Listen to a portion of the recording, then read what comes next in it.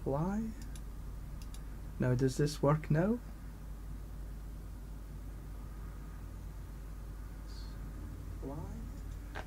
Now it works. Does this work now?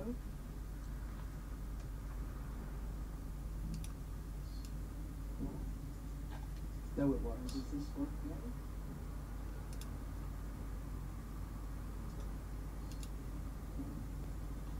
Now it works. Does this work now? Right, so what we're going to be doing today, just as a wee bit of a change, is to go through the patch notes. And as I'm going through the patch notes, I'll record and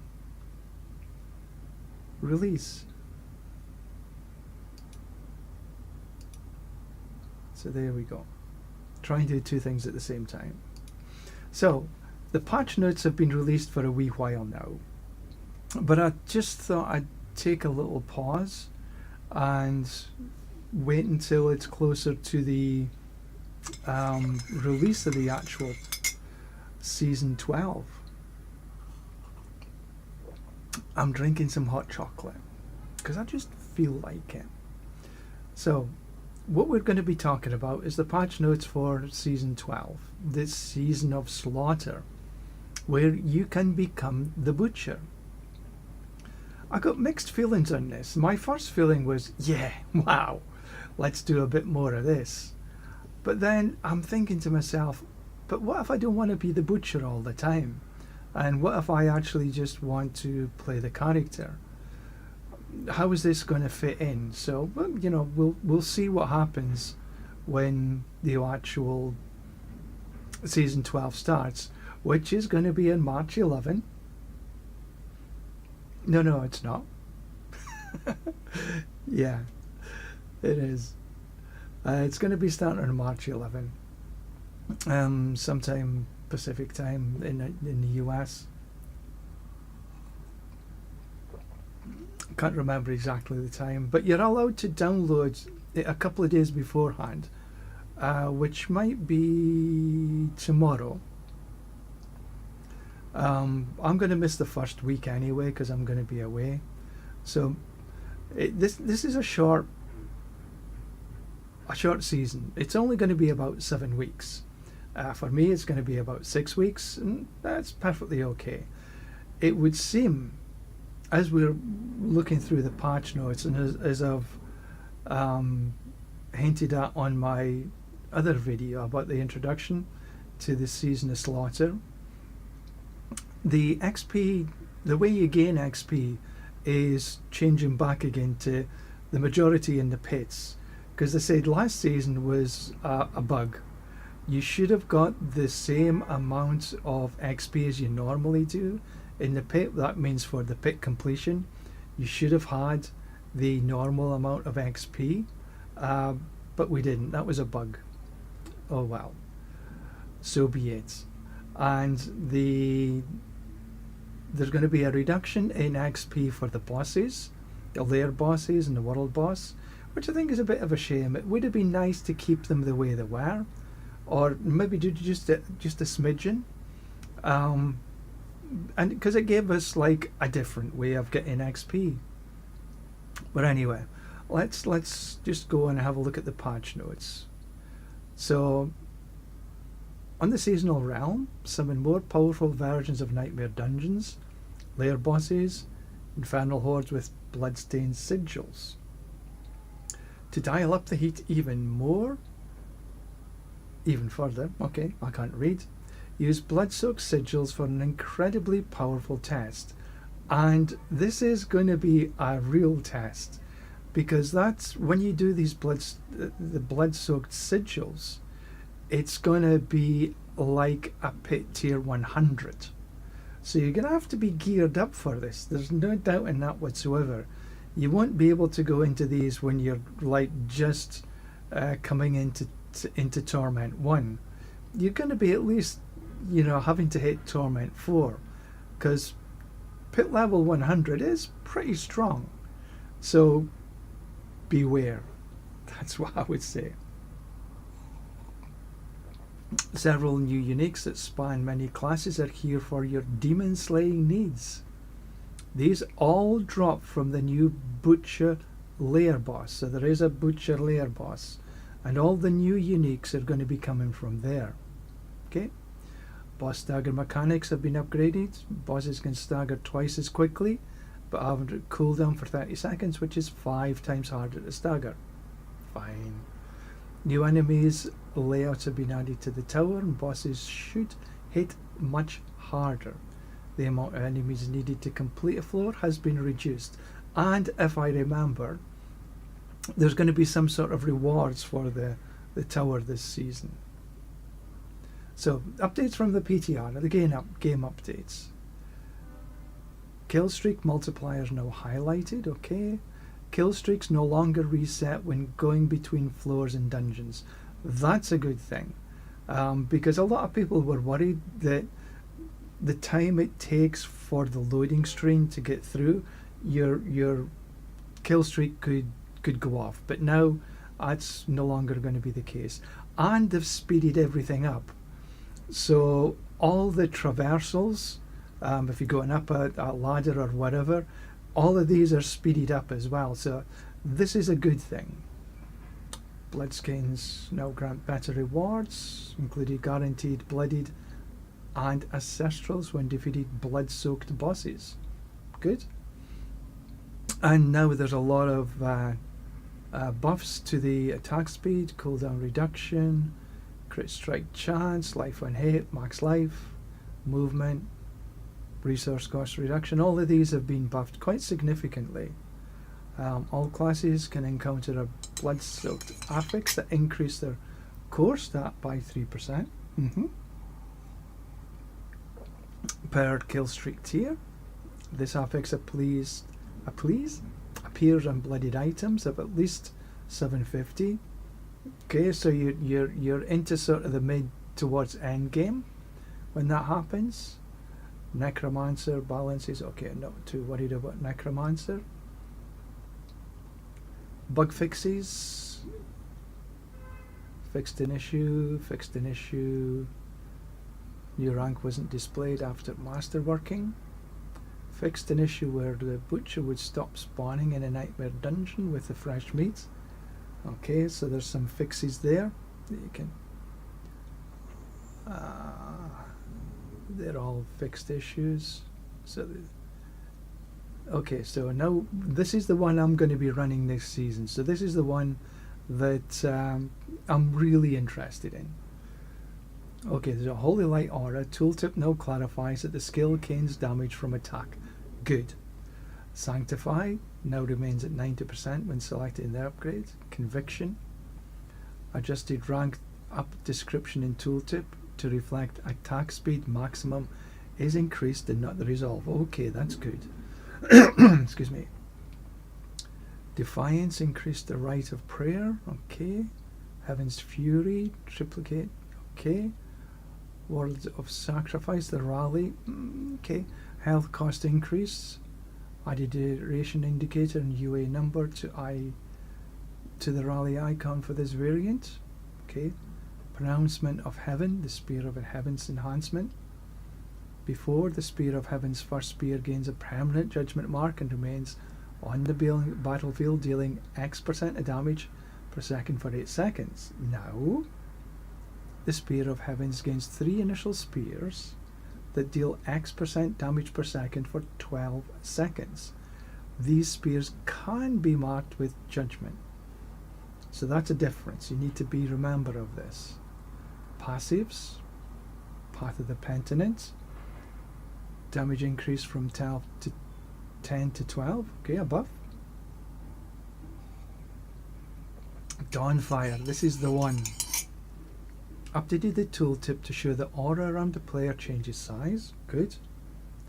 Activating Holy Light now refreshes the duration. Oh, good. That means that you can do this as an uptime pretty much 100% of the time. Chance for Holy Light Aura to deal double damage to increase. Wow. To the higher value for Paladin uniques. Awesome. Buff duration increased from 15 to 20 seconds. Added a buff number and duration indicator to the Holy Light aura icon.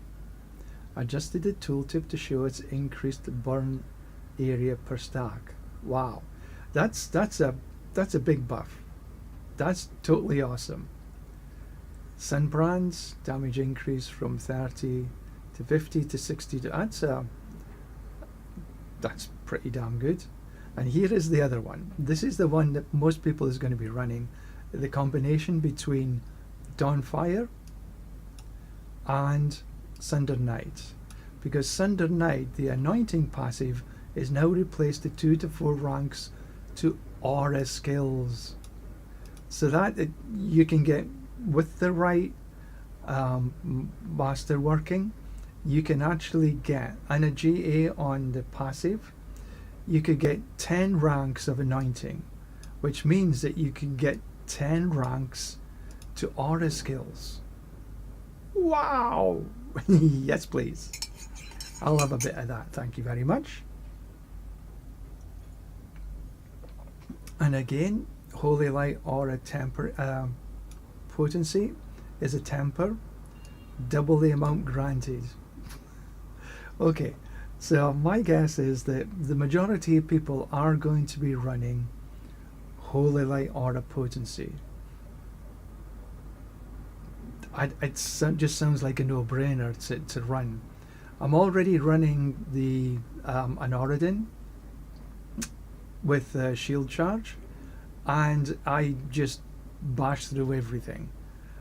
With this, okay, I'm going to be using the Sunder Knight, but this is looking to be one of the top builds, if not the number one build. Okay, we knew the castle glyph was going to get nerfed, so here it was your damage increased to 1.8 of your armor. Now you deal increased damage equal to 100% of your damage reduction gained from armor. So the actual gaining of armor is going to be still very important, but it is a bit of a nerf. Okay, the next is Spiritborn. I'm not worried about that. Bug fixes in the skill tree for the Paladin. Fixed an issue with Zen the second cast. Okay, I'm not running. Fixed an issue where the Sunder upgrade for Zenith is only doing 10%. Fixed an issue with a Consecrate would not properly apply weaken. Okay, that's good, because we will be running Consecrate, because Sunder Knight gives you Consecrate as well, and you can put it on your skill tree. Hot chocolate, yummy. Fixed an issue when the armor while in Arbiter form temper did not update if new values were gained. Okay, good. Fixed an issue where judgment marks would be applied to destructible objects. Okay, fine. Fixed an issue where judgment damage as if all was hitting one additional time. This, okay. So it's actually as much about the visuals. Fixed an issue where Judgment Day's bonus was stacking multiplicatively rather than additively. So, you know, this means that Judgment builds are nerfed, essentially. Fixed an issue with Holy Light would delay before the order was granted to allies. Now, your allies includes if you're running wolves. It's not just your allies for people joining your party, but this is still wolves as well. Fixed an issue where NPC allies with Holy Light were dealing more of a damage than intended. Okay, that's about the wolves. They're still going to be pretty good, but obviously reduced. Fixed an issue fanaticism with snapshot the first time this buff would be added. Okay, so we need to take care. Rite of Prayer upgrade for the Defiance aura was causing resolve to be gained per ally affected rather than being gained if at least one ally. Okay, need to take a little look at that when it becomes available. Fixed an issue with Thorns from the Defiance would increase ranks. Fixed an issue with Defiance aura wasn't granted full bonuses for Thorns. Okay, and so the Thorns build might be becoming a little bit more interesting. Fixed an issue with Retribution was good. Again, Thorns. Blessed Shield of Retribution was bonus from Thorns. Fixed an issue with Fortress. Thorns. Fixed an issue with Aegis Impunity was not granting his Thorns. Fixed an issue where a player sometimes would not dash using in Divine Lands, okay. Fixed an issue with, okay, well, I did use the Juggernaut Oath, so we'll have to see how this actually affects it in play when it becomes available, because it was giving all skill damage rather than the Juggernaut skill damage.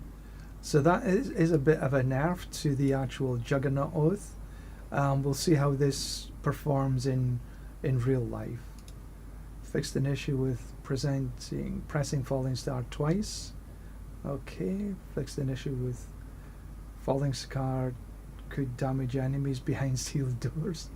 Okay. Fixed an issue with player's main hand weapon become invisible. Fixed an issue where Consecration with the Bastion upgrade could immobilize enemies outside the area. Okay, fine. Fixed an issue where castle legendary nodes would snapshot the value. I didn't even realize that. Fixed an issue that caused the log glyph to grant its additive bonus to base damage rather than additive damage for judgment. Okay. Fixed an issue with a Preacher Paragon node scaled with weapon speed rather than bonus attack speed. Okay, so that's a wee bit of a difference as well. Have to see how this plays out in real life, because it was with the attack speed become extremely important. Items. Fixed an issue with Aspect of Disciple was not properly applying weakened. Okay. Fixed it with Apologetic Fury more than once per ultimate. Okay. Recast ultimates will grant 1 stack on the first cast of the sequence. Ultimates with charges will grant 1 stack per cast. Okay. Fixed an issue with both Aspect of Golden Hour and Aspect of Judicator were granting base damage rather than multiplicative bonus damage. Okay.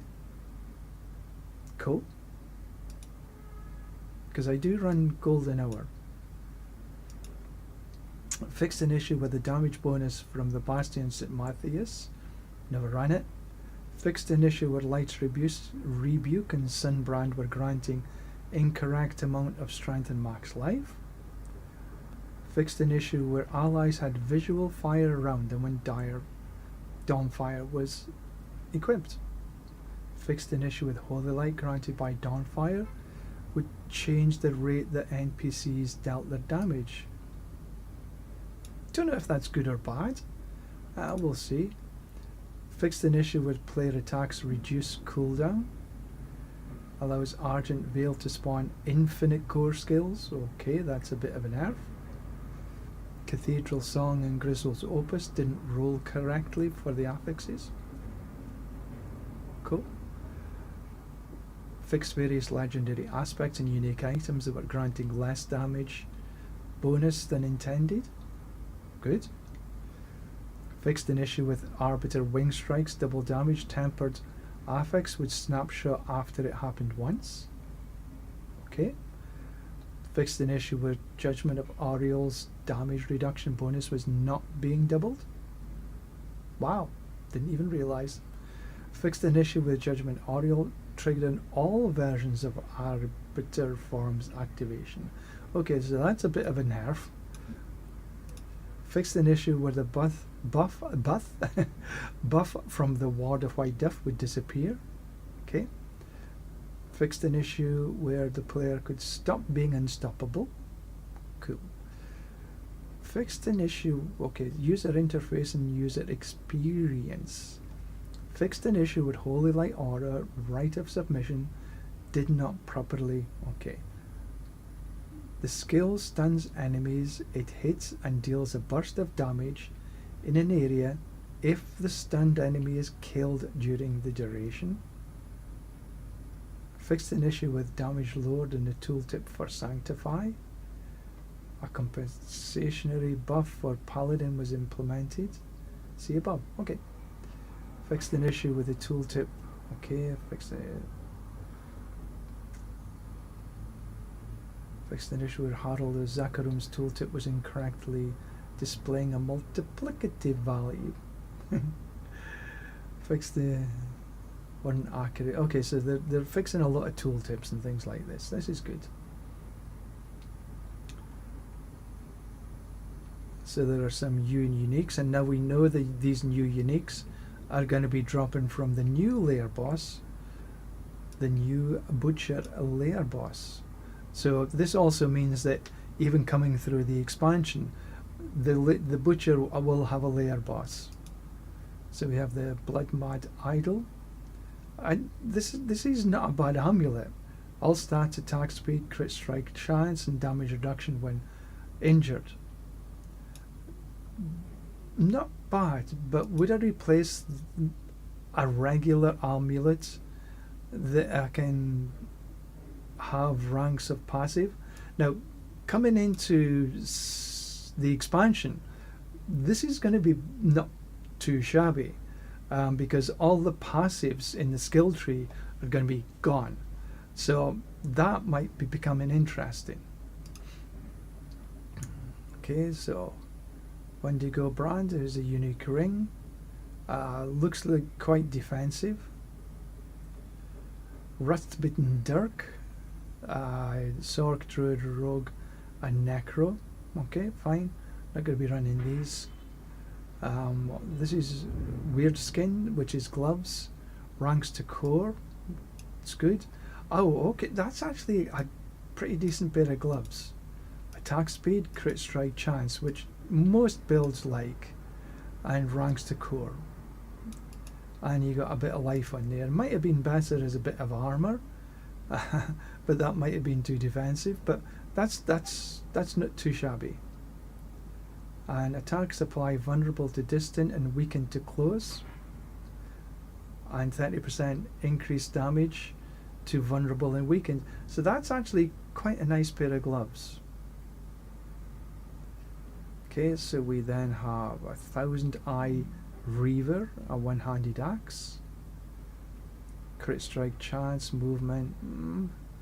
Yeah, might be good for some. Okay, so balance updates to all classes. The Butcher's Cleaver's getting something. Endurant Faith is changing. Tacits of the Dawson. Dawning Sky resistances are increasing. Axfall, as long as you're running damage over time, otherwise it's rubbish. Well, not rubbish, you just don't use it. Soulbrand, which is okay coming up through into mid until you probably get the Shroud of False Death. It was already pretty good, so it's getting a little bit of a buff to the healing potions. Okay, Lockrins is getting a little bit of love.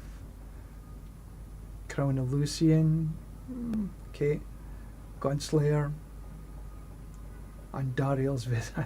They keep trying to do something with Andariel's Visage, but and unless you're running a damage over time, it's not going to mean much. Okay, so we got some barbarian stuff, some druid stuff, some necro stuff, some rogue and some sork. Okay, we'll just run through them. So we have some changes to the tower, new monster types, new tile sets and assets, and there's been some of them taken away completely. Okay, the best tower rank always in the top right. Okay, that's good. Tower bosses deal more damage. Yep. And the number of enemies defeated is being reduced. Okay. And so there's some quality of life to jump to me. So yeah, rather than scrolling all the way down to see where you are, jump to me is very good. Some new bosses and treasure goblins give better rewards. Good. Some quality of life.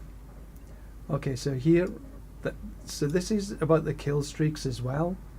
How you fast, if you're going up a ladder, down a ladder, jumping off, or whatever, this means it's going to be much faster. So your kill streak shouldn't be negatively impacted when you're doing this. Potion cooldown is no longer different in Fields of Hatred. I never even knew it was. Masterwork greater affixes now have their own icon to make them stand out. Okay, that's good. A new hide weapon option in the, allowing you to conceal sheathed weapons for a cleaner, more personalized. Okay. All non. Oh, this is. Oh, this is good. All non-objective doors in Nightmare Dungeons are automatically open. Because the thing that really narked a lot of us, when you're running through a Nightmare Dungeon, you had to stop, open a door, get through, stop, open a door, get through. Now we can just run. Awesome. So the channeling times for repeatable actions and summoning to portal are reduced and now at maxed at 0.5 a second. That's good. And the threshold for damage before stopping a channeled action. So this means that, when you're opening a portal in somewhere like the Hell Tides and there's a monster comes and taps you, it's not going to stop you portaling out unless it takes away 20% of your life. So the chances of that happening are now few and far between. So that's a definite plus. Combat. Stagger mechanics for bosses updated. Bosses now build stagger approximately twice as fast. Okay. Stagger build up no longer delays over time. Once you progress towards a stagger, it will not drain. Okay, so that's all good stuff. Legendary monster only appears in expert and higher. Okay, that's QL. Monster affixes only appear in Pentanet and higher. Number of bosses in the Fell Council Infernal Hordes has been reduced 1 per torment difficulty. Fine. New monster affixes has been added. Sapper causes affected enemies to drain your resource. Okay, well, you need to be a wee bit careful in that one, I guess. And the following monster affixes has been removed. Shielding, unstoppable, and teleporting. Because people, if they saw these, were just coming out. Visual effects from fire enchanting and fire orbs have been updated. Okay. Minion monsters are now visually distinct from other monsters. Okay, that's good. Miscellaneous, updated DLSS super resolution. Okay. Obdicite rewards in strong rooms have been reduced significantly. But at the same time, the cap for Obdicite has been increased by like 100-fold. So we're going to get, even though the strong rooms have been reduced, we're going to get a ton of Obdicite from somewhere else. Experience and rewards have been reduced. Okay, this is what I was talking about before. So the XP bonus that you got for defeating a world and lair bosses in Season 11 was so high that that's all you wanted to do. So now they've reduced this for defeating the world and lair bosses. I hope it's still at a level that's interesting, because I think it was good, but it was just a little bit OTT. So bug fixes, screen reader stuff. Okay, that's fine. The tower fixed an issue with Mastery Goblin. Okay. Gameplay fixed an issue with Grizzly Rage. Okay, fine. There's a lot of stuff there you can read on your own.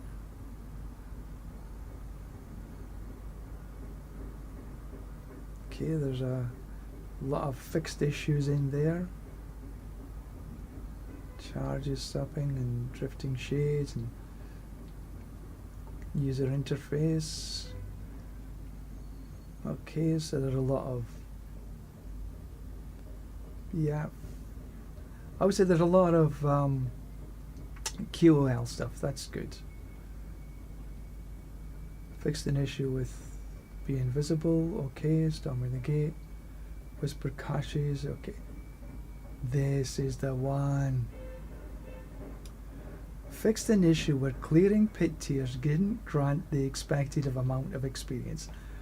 Okay, so in season 11, our live season right now, you don't get the right amount of XP because you didn't get the XP from killing the final boss that was dropped. So that's obviously was a bug. So now they've fixed that bug. So you're back to being able to get proper XP in the pit. Spot on. Spot on. Okay, I'm glad it was a bug and not something that was going to be coming through all over the place. So that I'm happy with that. So now that means that running the pit at the highest level as possible, as quick as possible, is going to become the meta again for gaining XP. I'm happy with that. Okay, fixed an issue, fixed an issue, fixed an issue. So, all in all, I think very, very positive. Very positive. I would think that I was in two minds about season 12. But now, after reading all this and watching the Ujido interview from yesterday, and if you haven't watched it, watch it. There's a lot of information there about season 12 and coming into the expansion as well. It's well worth a watch. I'll leave the link in my description, in the descriptions for YouTube and Twitch. But watch that Ujido interview with the developer. It's really spot on. Okay, so I am going to stop recording.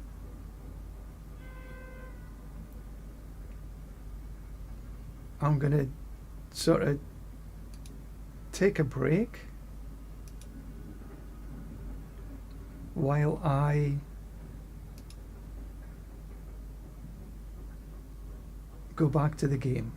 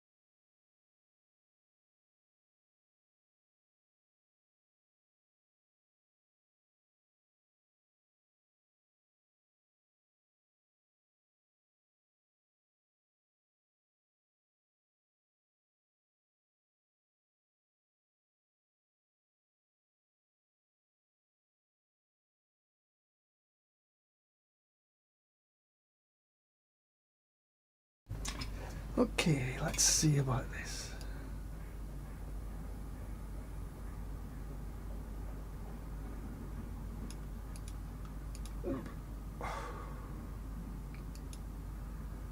Right, so here we are. What I thought I'd do today. Oh, my latency sucks. Typical. One of the areas that's going to be quite nice to do is in the fields of hatred. There's a couple of fields of hatred. They're the PvP zones, and there'll be a special event for the butcher. So I thought, well, let's do a little run around and see what we can do already. Now, what I will say is that you can get some cosmetics. Now, I'm not sure if the cosmetics that you can get. So I've actually got these already. If you have a look, you can get. Where are they?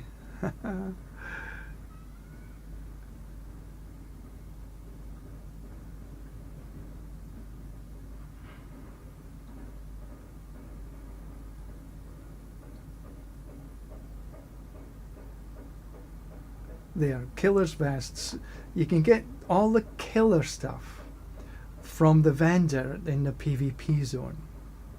So there's helmets, torso, gloves, the whole bunch. So you can kit yourself up in the killer stuff.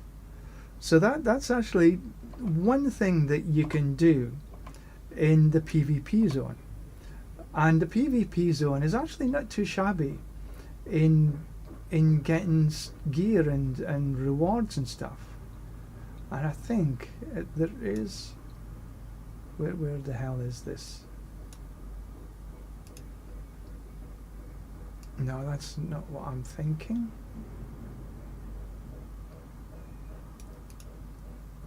Yeah, you can also get some different stuff from the vendor here. You can buy from getting the bloodied stuff, the blood stuff. And if I have a look here, it's... Where is it? Oh, the red dust.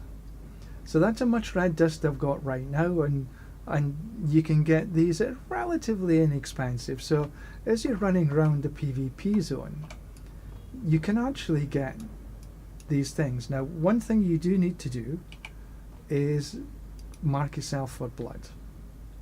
So you see how I did that? E and blood mark. And that's the way you do this.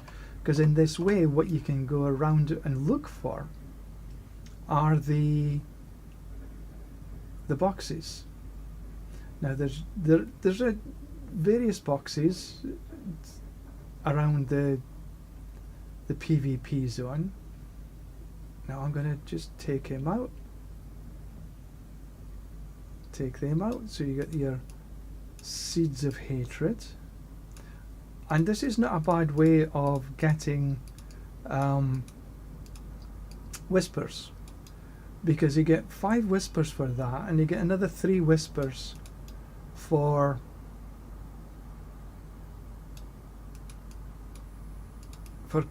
what do you call it? Extraction. For doing the altar of extraction, you get another 3. So that's 8 altogether. And there's 2 zones. So that's like 8 and 8, that's 16. So that's a reasonably good way to get some whispers. So you see, this is relatively easy to go around. Pick up your bits and bobs, your seeds of hatred, and we're keeping an eye on the map, because we don't really want to encounter somebody else, because we don't know how powerful they are. My build is not designed really for PvP play. I'm looking really for just to pick up these seeds of hatred, because I can then do the altar extraction and build up the amount and get some cosmetics. So it's not too shabby, you know. But you do have to be blood marked to do this, and when you're blood marked, it means that other people can come and challenge you, and you can either run away or accept the challenge. If you accept the challenge and you get defeated, you lose all your seeds of hatred to him or her, them. So we're just, right now we're running around looking for one of these boxes, and they're sort of there's some more hatreds. They are in particular places, and I just can never remember exactly where they are. So we got sort of 6,000 already.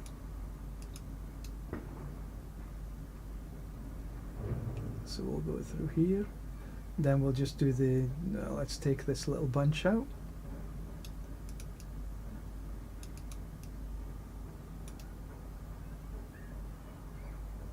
Haven't seen one of these boxes yet.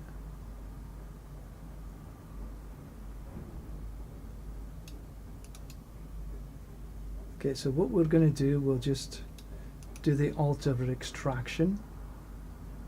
So we can, then we'll lock in this amount of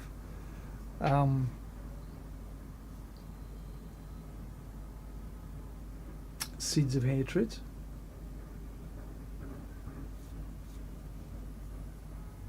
So you can see here the timer is running down. We're on 30 seconds and below.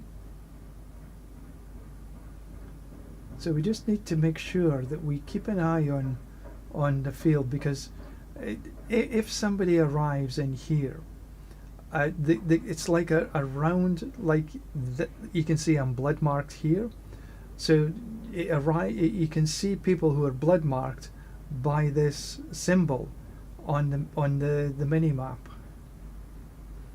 So I'm keeping half an eye on that, because they might be more powerful than I am at the PvP.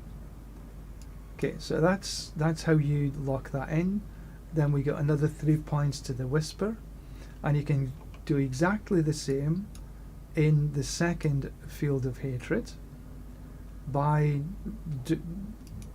finding the boss,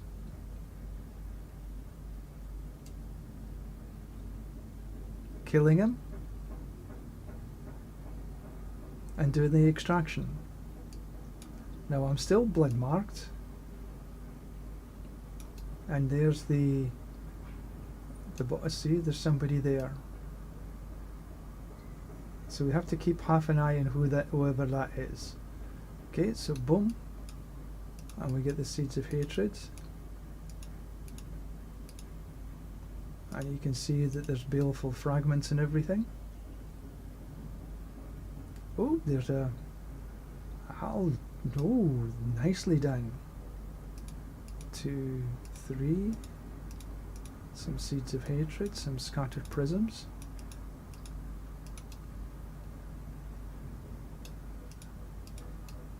Okay, that's nice. Grab a hold of this.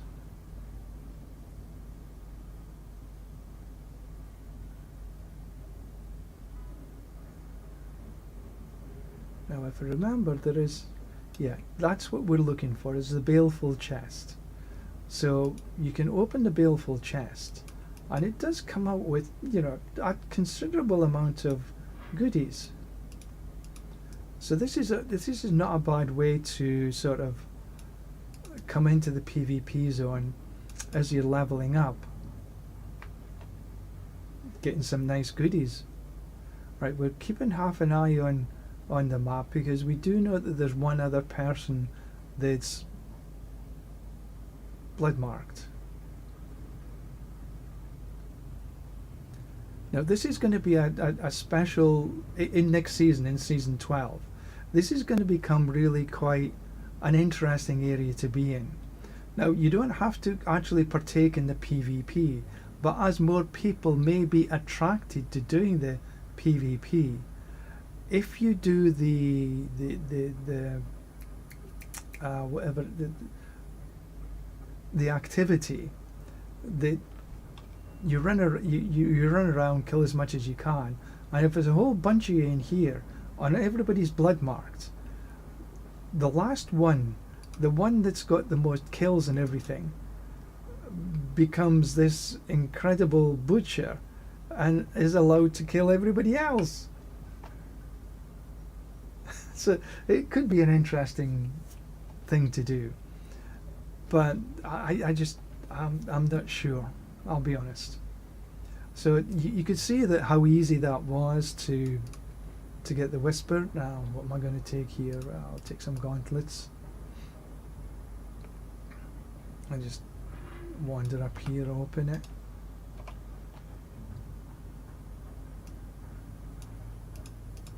But you see how easy that was to be able to get that whisper. Doesn't come without any risks.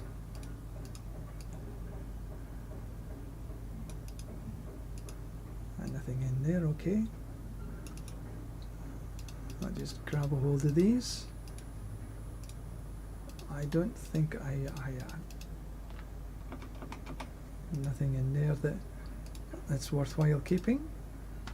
Now, I've got a lot of boss mats here, and I've even got a fair number of mythics.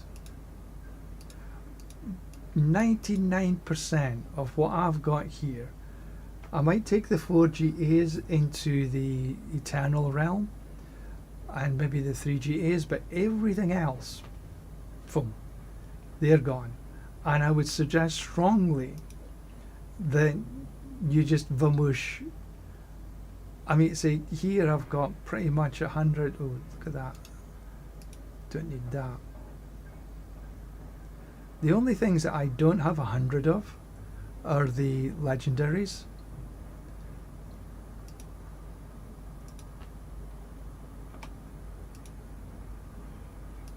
But all of these, I'll be taking the tributes across probably. But these and tribute of Andariel, they're going to be gone. You won't be able to take these through. Why have I got that? Oh, that's a treasure breach. Okay, I might run that. But all these, I'll maybe take the 4 GAs across, but all the rest of them gone.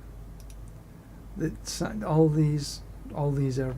I'll be getting rid of them, because all of these, if you don't get rid of them now, all of these will be waiting for you in the Eternal Realm to be done with whatever you want.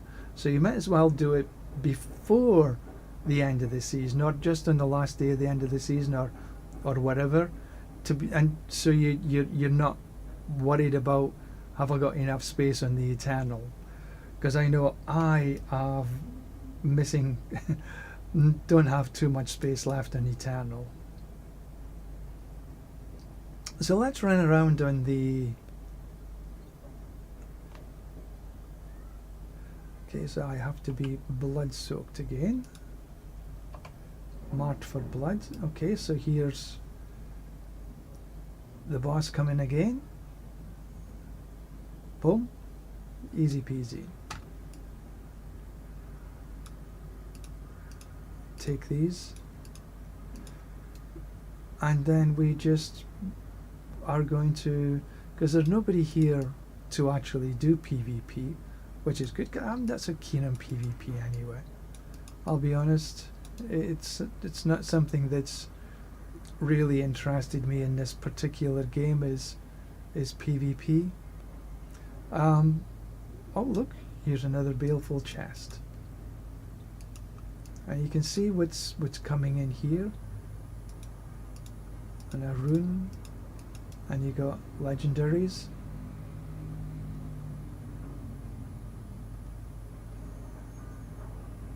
So we'll just, and I've got Subo on, so I can see where the monsters are. Now, Subo is going to be actually a good one to have when you're coming into next season, because next season, because it's kill streaks, so you'll want to be able to go from one mob to the next mob, and having Subo is a good way to actually see where you need to be.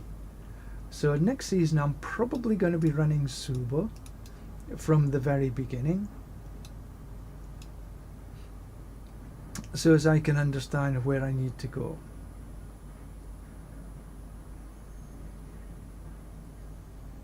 So they're going down easy enough. Pick up the seeds of hatred.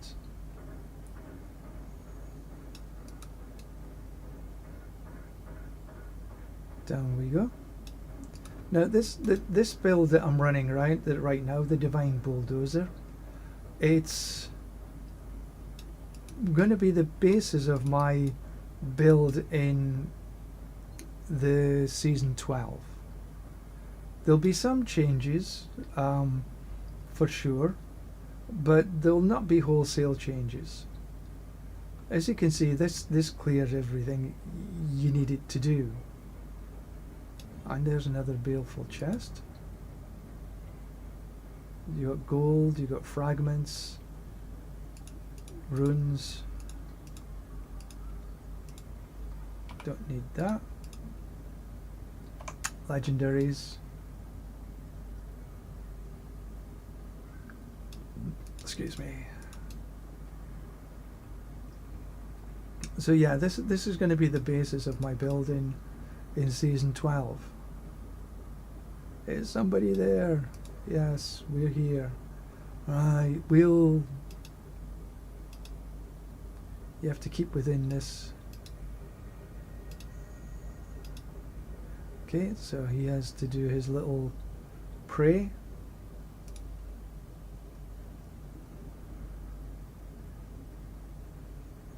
Alright, and where's the next one? Next one is up here. So you can see most of what I'm doing right now is on my passive auras.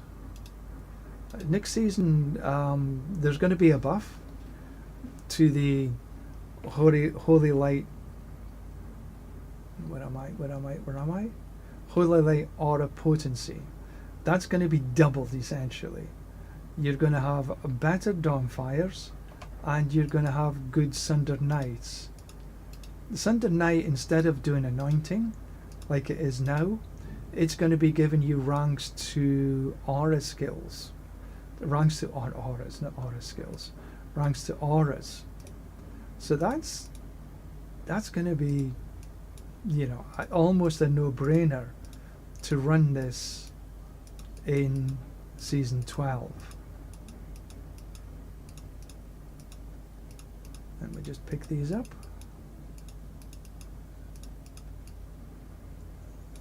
You get a fair number of. It doesn't take you long to build up a decent amount of the red dust. So we'll go up into here. Oh, that was a. Ooh. Thank you very much. Ooh, bag of opals.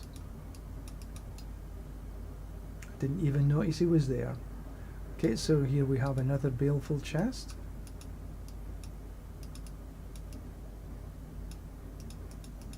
That's a good number in there. And you see we got an ancestral. Okay, max life, we don't need that. I'm not really needing anything at this stage of the game. I'm as much showing you what we can be doing next season in the Fields of Hatred, because we can get some cosmetics. I'm hoping the cosmetics you can take from one season to the next, but maybe you just have to pick them up every season. It's not too difficult to do. We're up to 11k now. We'll not extract them yet. We'll wait for a wee while. So we come up into here.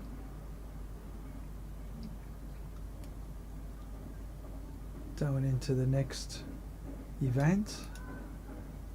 Ancient Siphon. Okay. We'll park ourselves here and we'll run our auras, active auras.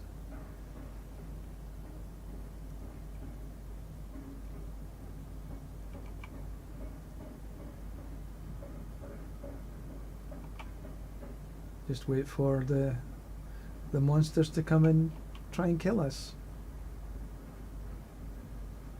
which is pretty much impossible.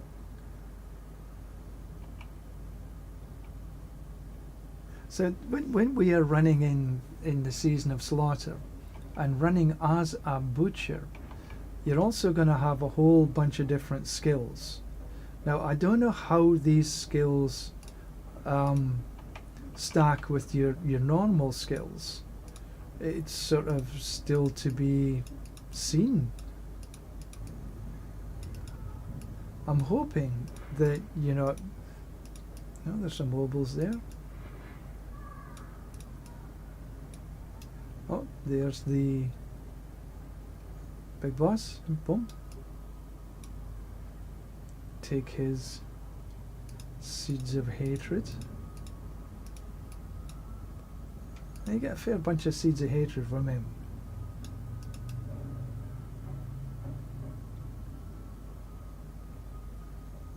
I wonder if there's an armor rack there. Not too worried about having any armor.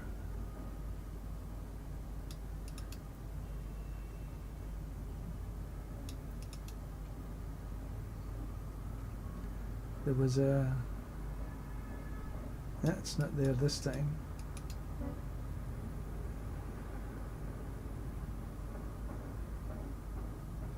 But while we're here, we might as well do some extraction, get them in.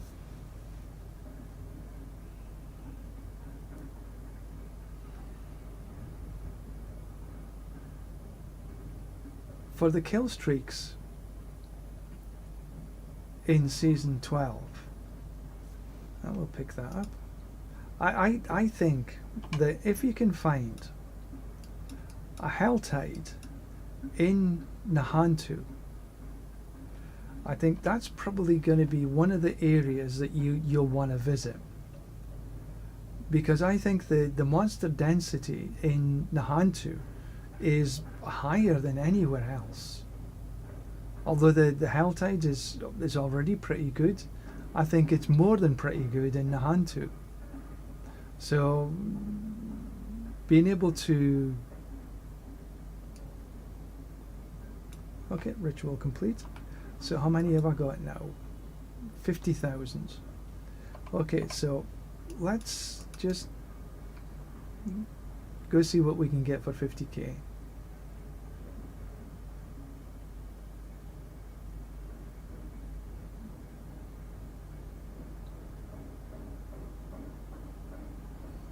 So we'll come up to the where's the vendor? There we go. So we can get some of these, some saddlebags, Dark Knight barding.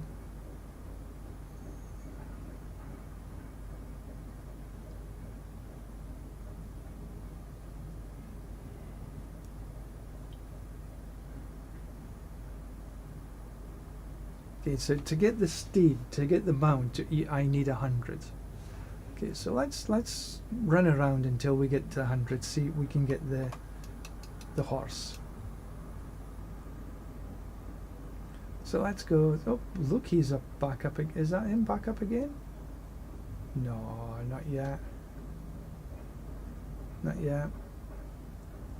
Okay, let's go down and get this event.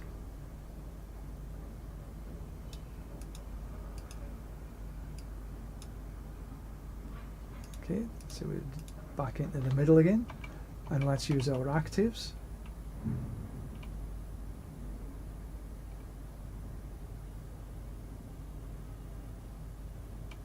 Boom. And now this is lasting for 15 seconds, with a cooldown of just a little over 15 I've got.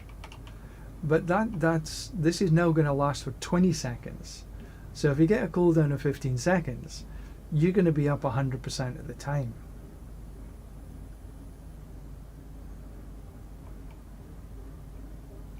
And there we go.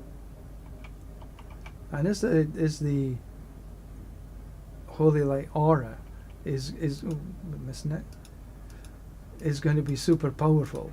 Having it up 100% of the time is going to be damn good.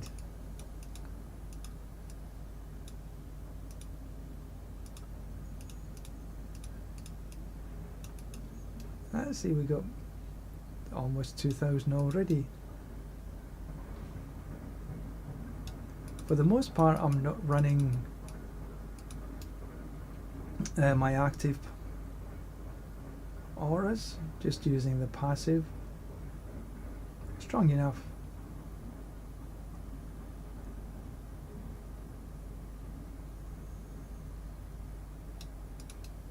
And I like the idea that we're going to get the XP from the pits properly again. That's making me happy. A lot of people think it was boring running the pit time after time after time, but I actually quite enjoyed it, because in previous seasons what my goal was to run the highest pit possible in the shortest space of time. So was that finished already? Wow, that was a bit quick.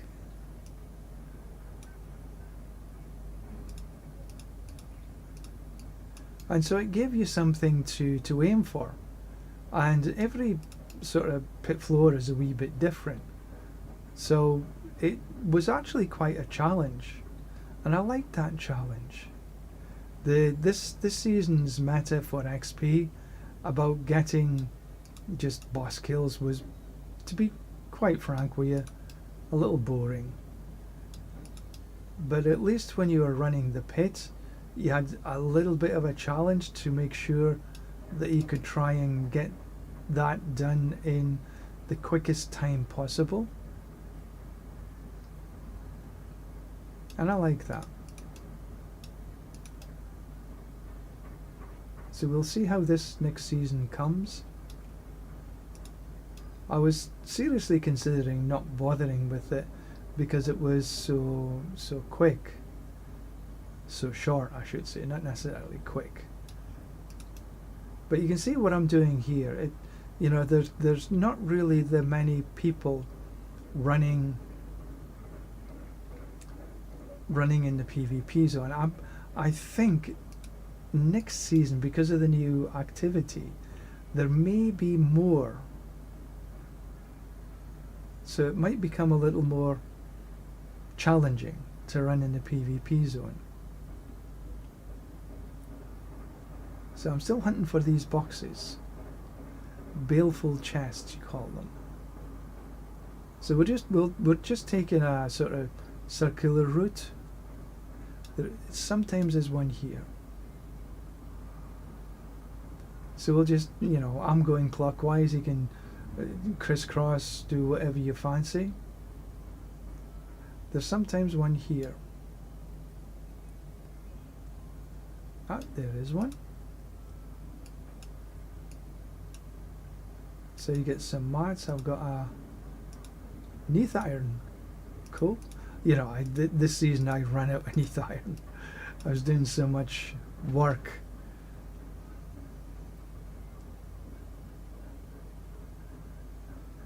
But now I've got enough neath iron, and now there's sometimes one here, and now I don't really need to do anything.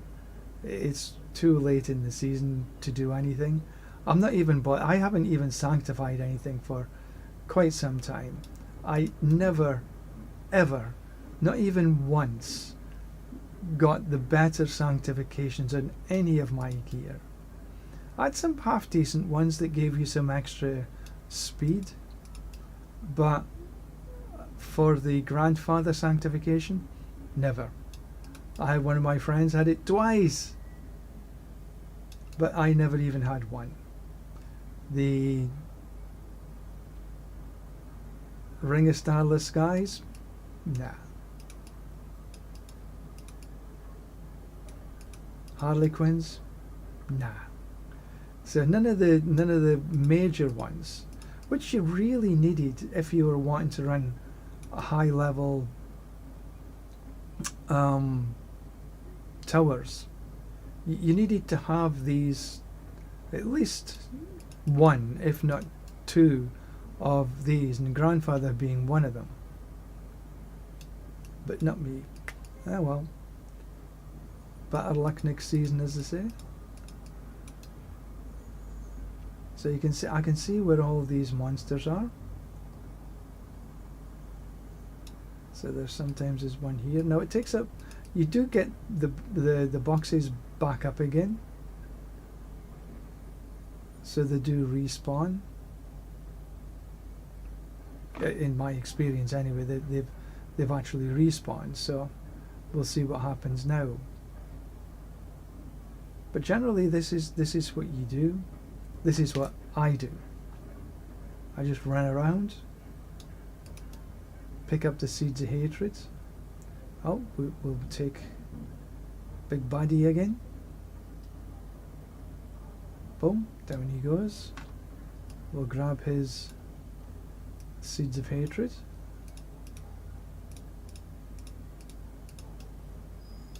There's some more up there.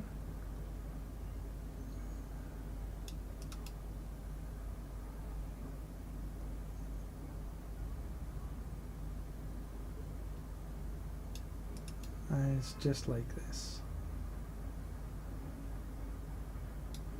Now you can always go to the second PvP zone if you feel that you haven't, or you've exhausted the amount of baleful boxes, whatever, you know.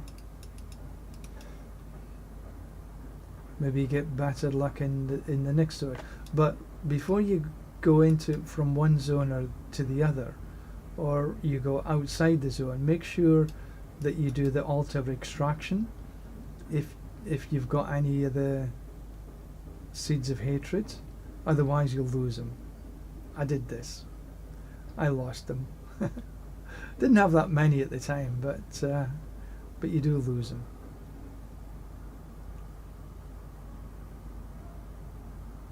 And there we are. Okay, it looks as though that the boxes are not going to reappear. Oops. So what we'll do, we'll go and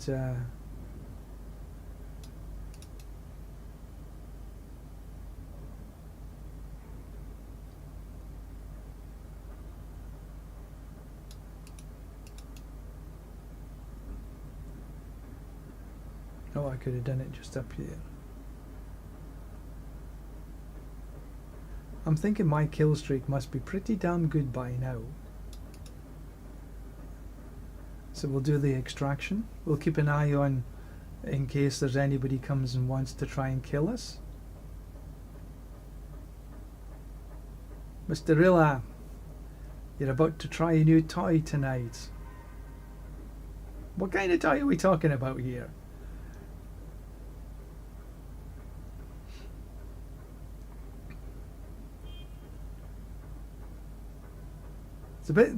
It's late in the day to try and start a new character, but hey, you know, it's all about having fun.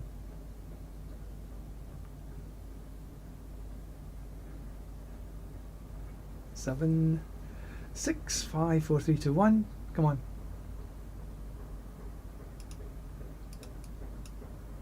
Oh, we just got that one in time. Okay, so let's just go to the next PvP zone.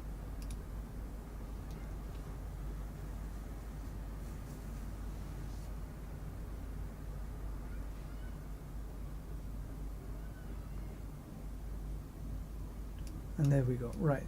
So let's take a look at how many have we got? 62. So we still need 38 to get the steed. So let's just wander around here a wee while. See if we can get. You're just about real. I tell you, I think that you're coming into the state. The game is certainly for the expansion. It's looking to be absolutely drop dead gorgeous. I'm liking the way that the expansion is sounding with all the information that we've got so far.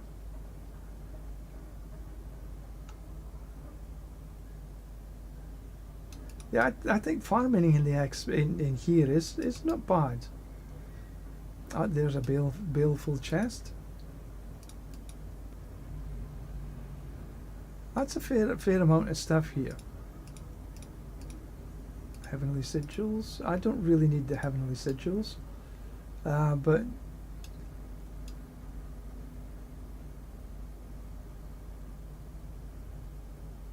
what I'm doing here is I'm trying to get the new steed. That's why I'm doing it. Plus the fact of giving people an idea on what the PvP looks like.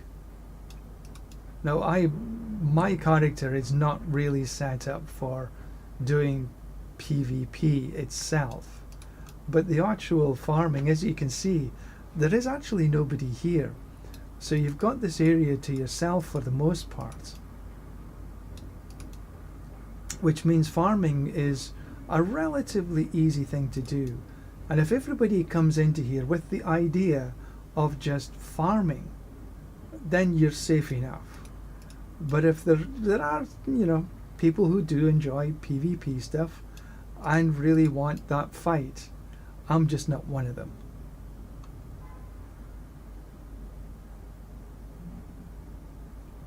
I'm here just for the farming. Okay, there's a baleful. So we got some decent stuff here. Runes, heavenly sigils.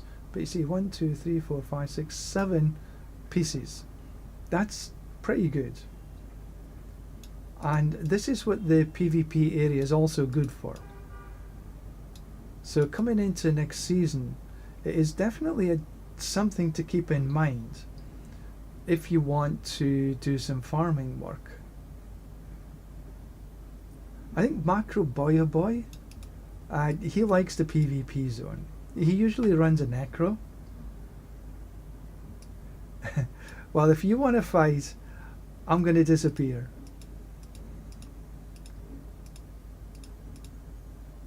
Because I'm really here just for the... But you can see, as I'm running around in here, that there is not really that many people. What am I supposed to be doing? Waves of darkness. Okay, so I'll go. But yeah, the PvP is here. As you're seeing, I've been running. I don't know how long now. Maybe an hour. Maybe a little less. But I've seen one person that's also been blood marked, but they were not. They were in town, not actually running around. And I have encountered nobody else in here. So yes, I would say the PvP zone is mostly dead. There's not too many people who really do PvP in Diablo 4.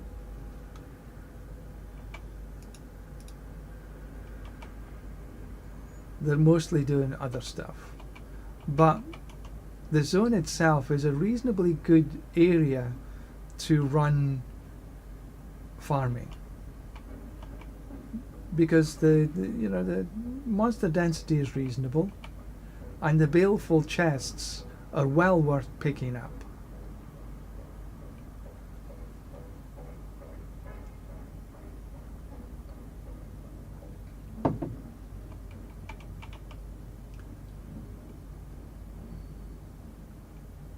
But I think, as for sort of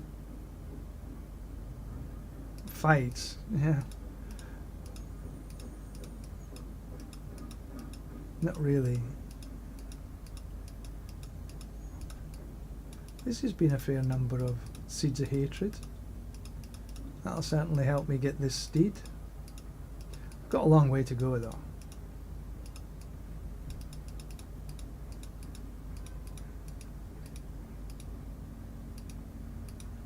But that was a decent chunk. So back to hunting for the baleful chests.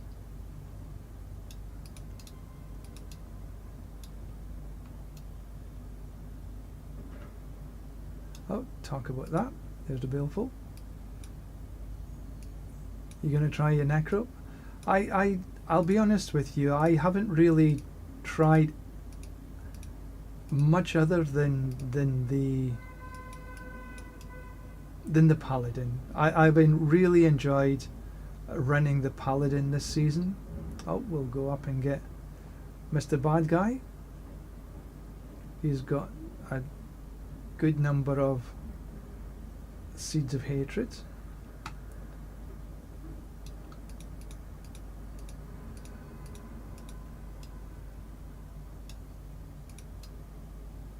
My only concern with the necro, it tends to be a wee bit slow, and I do like the speed. Now I've run a necro in the past, but I always found it was a wee bit slow. That was the only problem with a necro.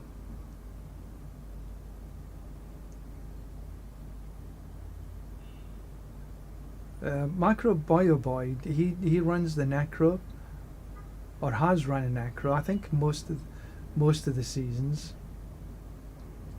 I like to try and get a build that is as easy on the left hand as possible. So this one that I'm running right now, the Divine Bulldozer, which is the shield charge, an Oridon shield charge. As you see, I just run around, so I don't get any carpal tunnel in my left hand. And I'll be looking for a build once the expansion comes out that does a similar thing. For season 12, the Butcher, I'll be running something that's based on this, with a few modifications. But for the expansion, which is going to be a whole different kettle of fish, it's going to take some work to be able to understand how to get a build that is powerful enough to run 12 torment tiers. And this is going to be tough. Right now a torment 4 is roughly about pit tier 55. Oops, what am I? For season 12, you're going to be able to run some bloodied sigils that are going to be the equivalent of pit tier 100. This build can run a pit tier 100 relatively easily. But could I run a pit tier 100 when I was only in Torment 1? No. You have to be really geared up for it. So I think that season 12 is going to be a challenge for some people. Not be able to run a lot of these bloodied sigils, because it's going to be tough. And it's going to be a challenge, and that's a good thing. And coming into the expansion, we are going to have 12 torment tiers.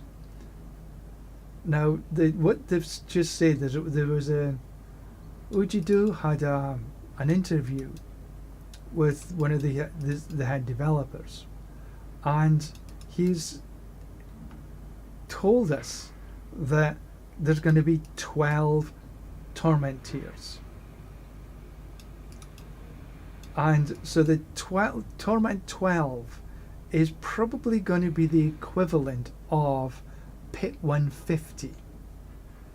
Because right now, as I said, Torment 4 is roughly about Pit 55. I think that's when it's sort of, you can get into T4. So if you think that Torment 4 is Pit 55, and we know that this season of Slaughter, next season, season 12, we're going to have a chance to run. Oh, I've got 17,000. Let's just go extract these. It's going to be Pit tier 100. So that's a big jump from 55 to 100. So and if the cap is going to be like an equivalent of 150. So if you're running maybe like Pit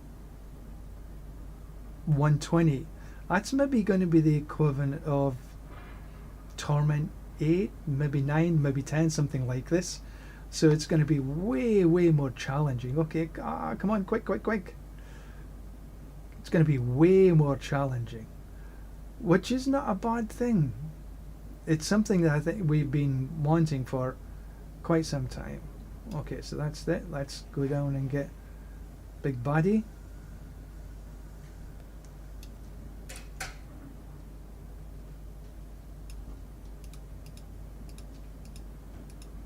Okay, that's that done.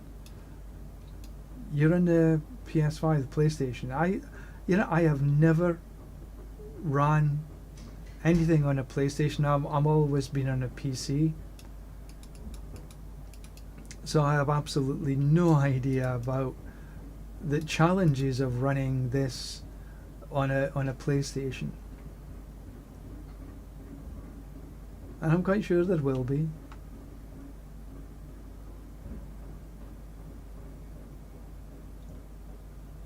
So we're just hunting again for the Seeds of Hatred. We'll see if we can find another couple of baleful chests.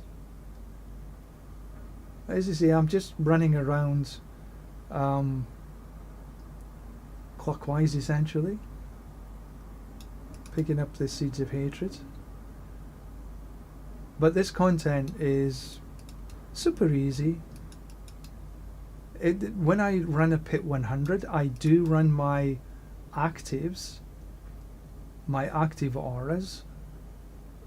Just makes it a little easier. I don't really have to, but it just makes the whole thing a lot easier. Okay, I think I should come to that. I'm quite sure there should be a baleful chest down here somewhere.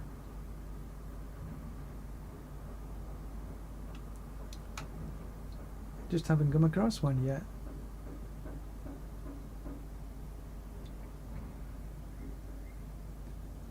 Oh, we forgot that.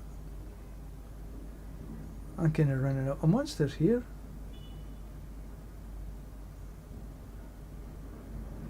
No baleful chests in here. And no monsters. They're scared. They've run away. Okay, let's go back and see where we can find some.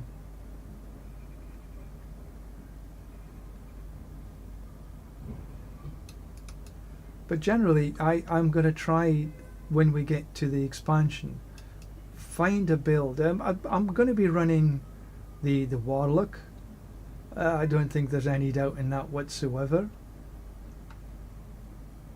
It's going to be overpowered, the way they say that all new builds, all new characters are always overpowered because people are just learning how to run the builds, and in this way they give them a little extra power to make up for people not understanding what to do to begin with, which is cool. So I think there's not much dropping for us here, is there? Finally, some seeds.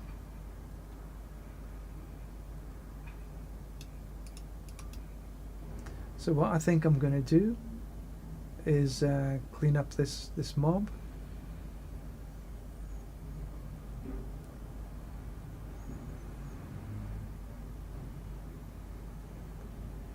There's not even too many seeds of hatred dropping, is there?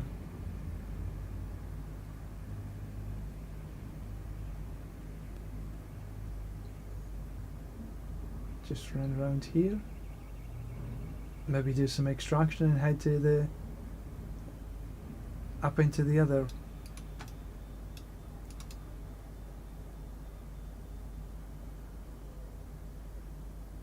So I'm gonna just do a little loop-the-loop.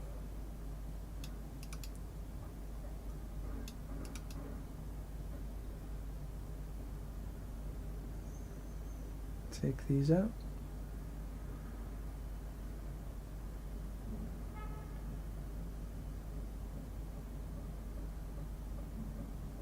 And just do the extraction.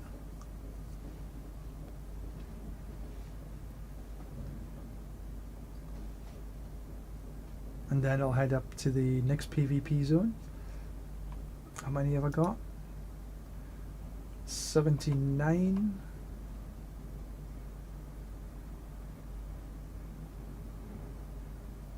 This should get me over 80, 84, 85 maybe.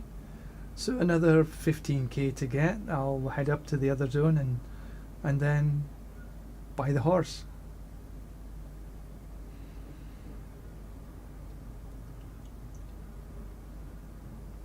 So what I'm running this for is the cosmetics.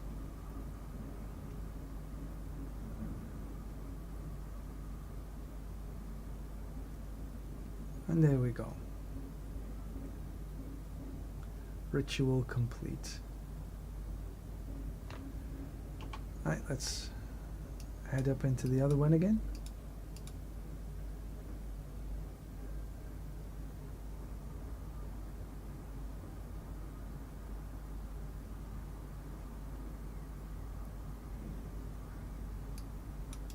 And we see the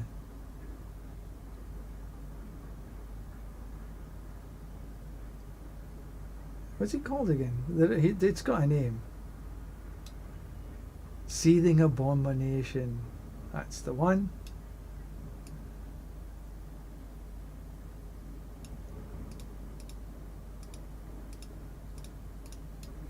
There we go. Done, done, done. Got him. Give us a good number.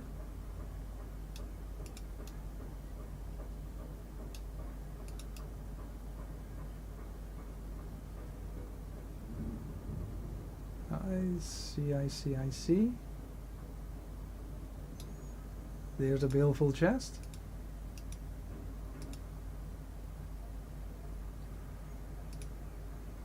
Some good mats there. Up into here, and there's another baleful chest. Ooh, that's good.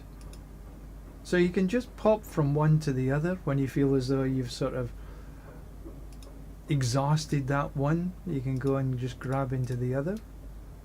There's me up to 5,000k already. Awesome. Because I felt the other one wasn't really giving me much in way of seeds.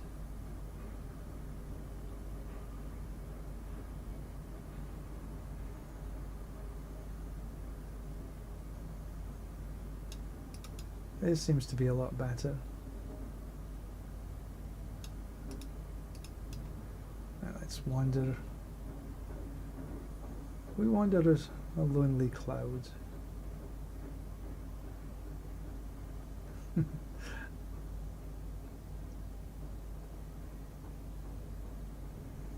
Come up here. Oh, there's a rune.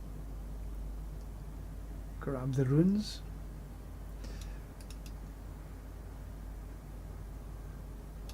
There we go. Two.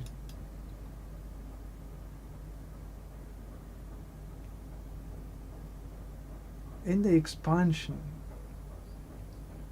we are going to be able to customize, enhance our gear considerably. Oh, there's another chest. And you know, you're going to be able to take, if you have, like, for example, a really good blue, what you can do is take that all the way through to be a unique.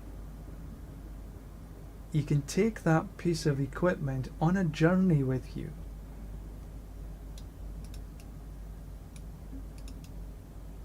And I think that's going to be interesting.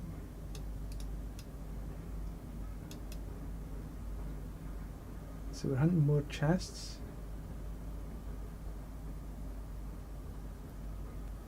Let's just see if there's a chest up in this area. Nope. Looks like there should be a chest here. So you're going to be able to take a blue item that's maybe got some really nice stats that normally you would just say, okay, no. Let's just get rid of this. Okay, so I'll just go active here. Place myself in the middle of these two carts.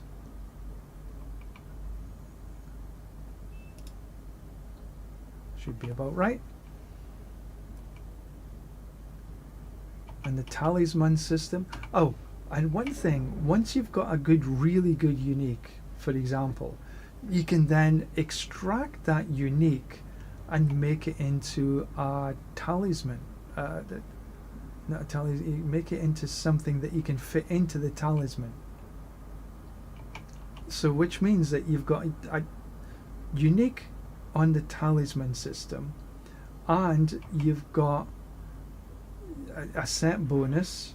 So you've got your set bonus, the talisman, a unique on the talisman, and you can then have another unique on your gear.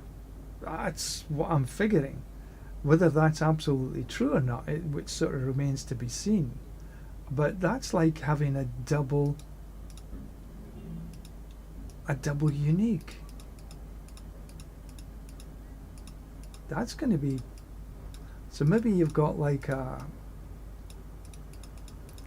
in my instance, I'm running a Dawnfire. You've maybe got something like this as a Dawnfire. They extract this and make a I can't remember what they're called, and then you can put that into your system. So you've got, and then you can maybe run another Dawnfire as well. Don't know if that's going to be possible. We'll have to wait and see. But it sounds as though it should be possible.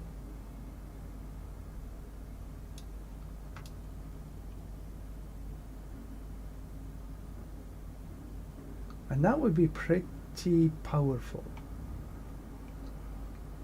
Now also, we know we can get to, right now the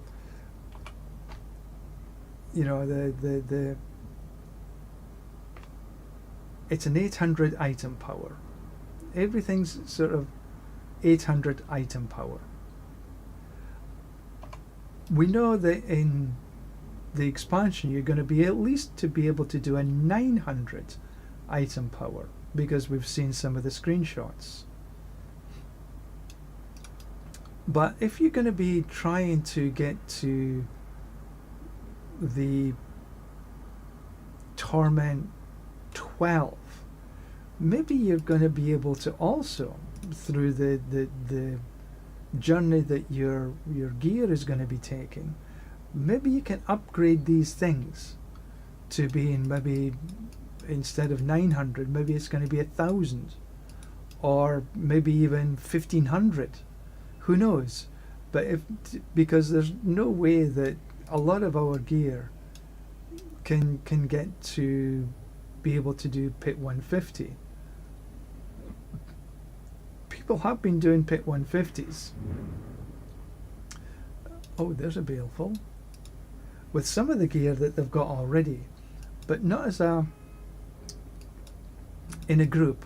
not as a single. I don't think anybody's done it on a single.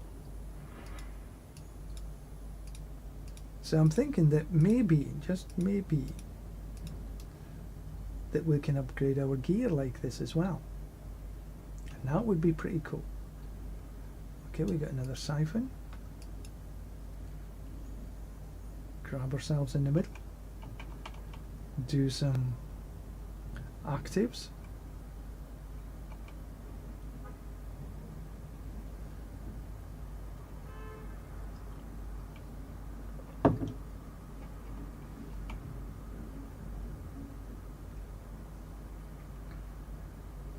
So it'll be interesting to see the expansion.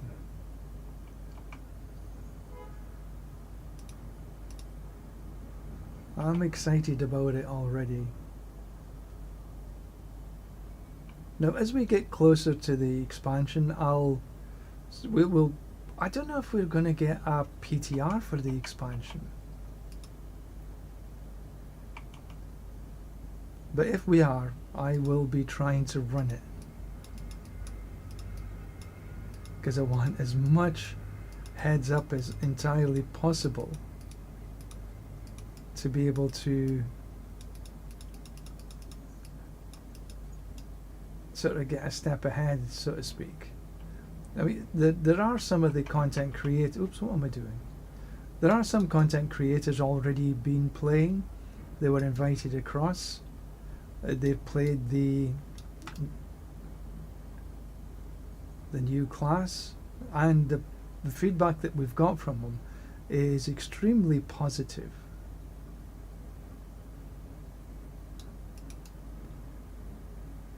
Alright, let's see what we can do here. What are we doing? Waves of darkness. Fine. So we'll park ourselves in about the middle and run the actives. And just stay here.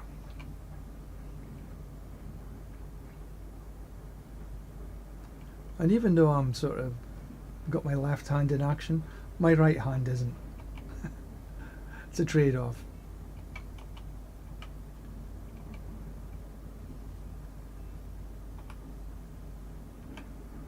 So right now I have, on the Holy Light, you'll be able to get 15 ranks of Holy Light.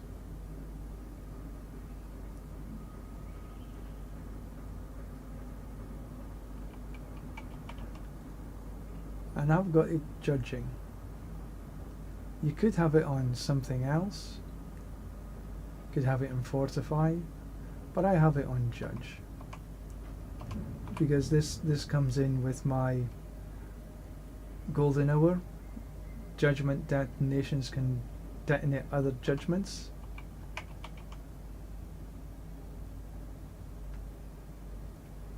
Look at this. A sea of hatred.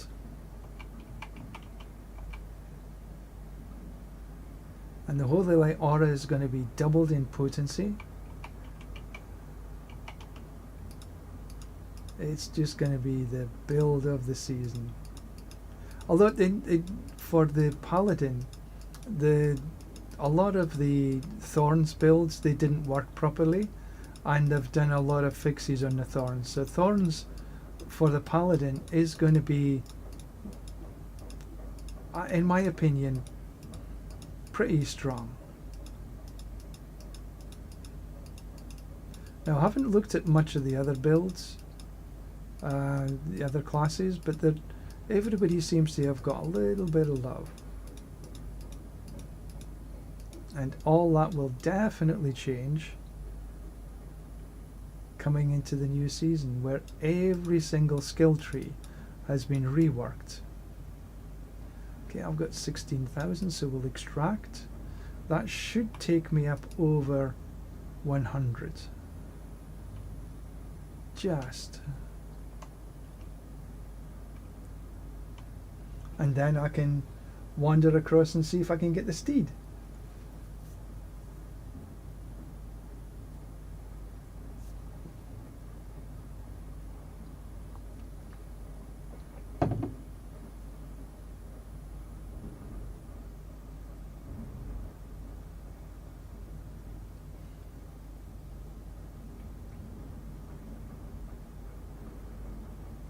Now the what day is it today? Today is, for me, it's Sunday the 8th.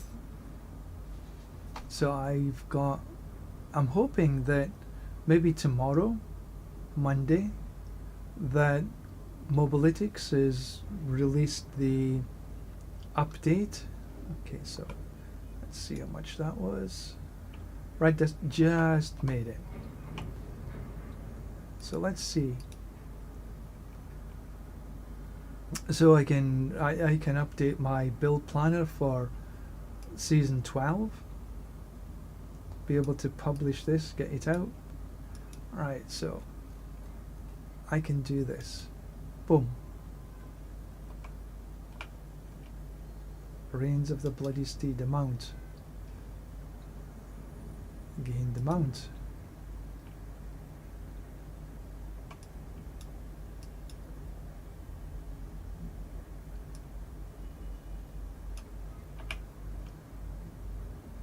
Let's head into Serigar.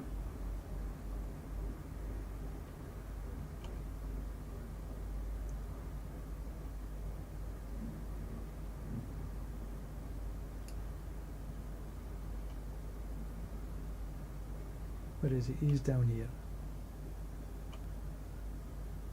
See what we've got.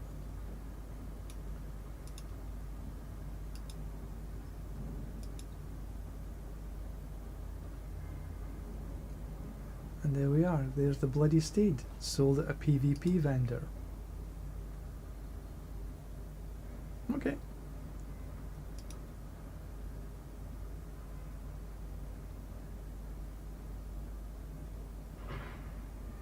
So there we go. We've got our Bloody Steed.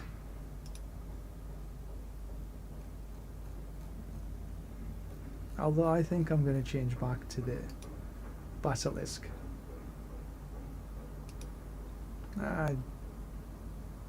Where did this come from? Triune Blood Font.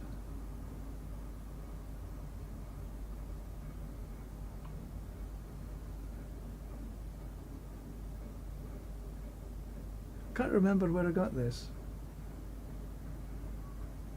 In-game reward. Fine.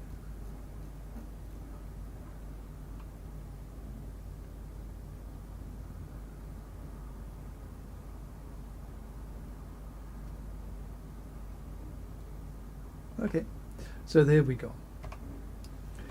This is how you do it.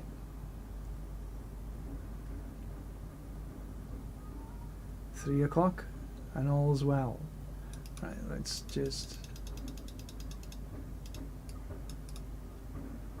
What do we get here? Nothing of interest. We will open our opals. And we'll just see if we can get another Griswolds. Nah. Not so lucky.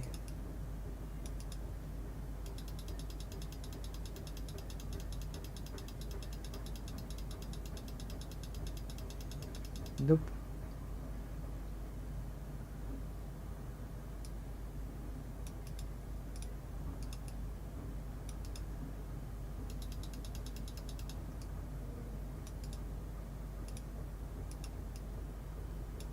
Right, so we have... Don't need to try and look at them. So we've got 2 of these.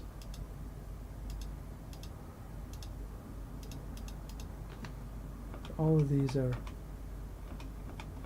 just, you can't salvage them or anything, so you just have to, you don't get much for selling them, but just sell them. Consumables, got a little bit of that. Now all of these, I'm gonna just sell, I'll keep 100 in there, but you can actually sell these as well. Reasonable, because you know I'm not going to be using too much of these from now to the end of the season. Forgotten Wisdom. Well, nah. I've been lucky enough that this season I've had, I think if I remember, 4 mythic pranksters, which allowed me to get a fair number of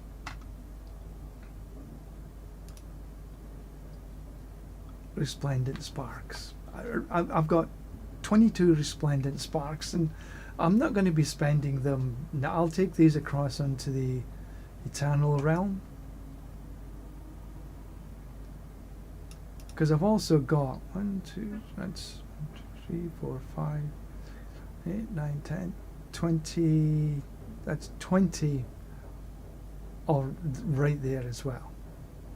Plus the 2 I've got, the 3 I've got, so that's 23. How did I get so many of these? Well, Mythic Pranksters being one of them, but then also running Tribute of Ascendance.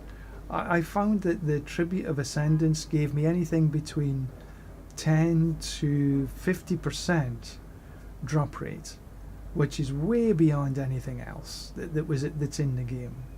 And because of the way that you can get the Tributes of Ascendance, I've still got 257, and I've been running a lot of them. And for amulets, running the Tribute of Radiance has also been a great positive thing. The one I got right now, Iron Sharpens Iron, the best defense, it's okay, not too shabby, and it didn't take me too long to get it neither. It's not GAs on them, but it still does me nicely. Thank you very much. Okay, let's just. I don't want to run a 120. I'll run it, and again, this next season.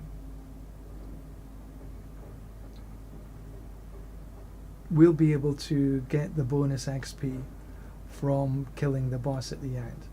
Okay, so I'll go boof.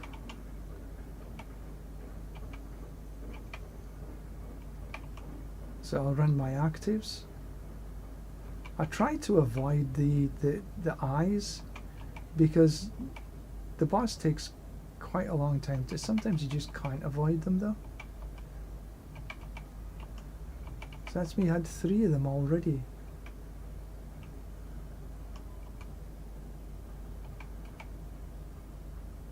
Okay, let's go around this way. Try to avoid the eye. We'll come back up and grab these. We're not in any particular hurry. Now, if I was doing this for XP, I probably wouldn't come back and get these, because I want to get through to the end boss as quickly as possible. And this build is only going to be stronger next season.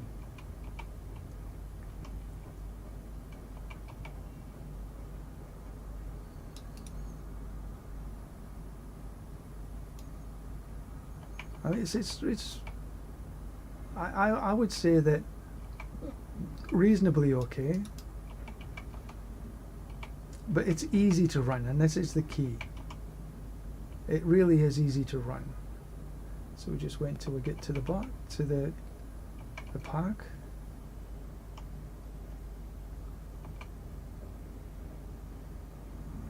There's the big one, and they just go down.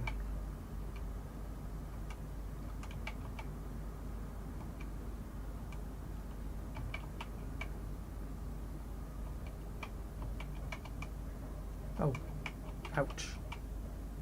Didn't want to take that eye. Oh.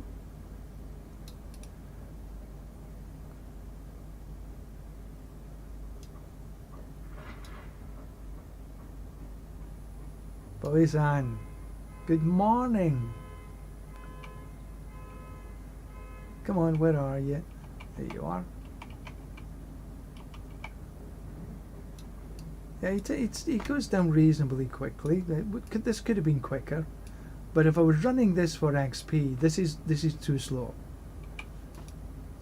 For running the bosses on XP, the pits for XP, you want to be running 90 seconds tops. A minute would be best, obviously, but 90 seconds would be tops. So I'm hoping that this build is going to be a wee bit more powerful for next season.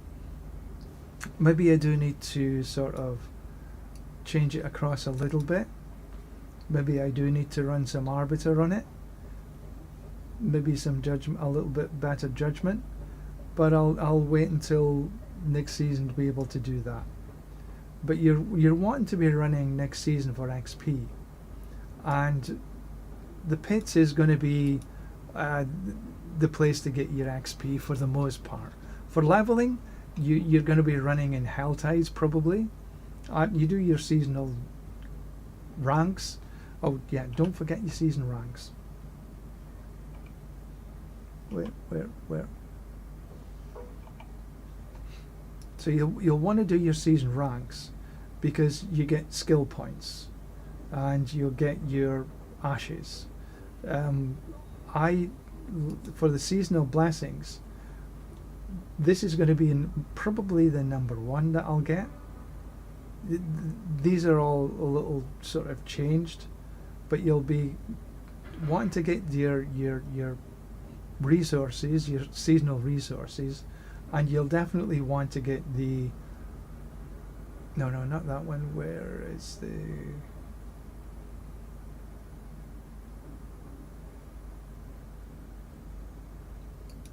Divine Favor? Yeah. Next season you're going to be able to get extra upgrades on your glyphs, so you'll definitely want to get that.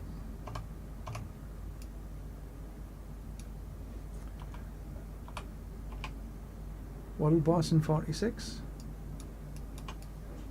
I'll tell you what, let's run down to there we go, Azmodan. I haven't done Azmodan for quite a number of weeks.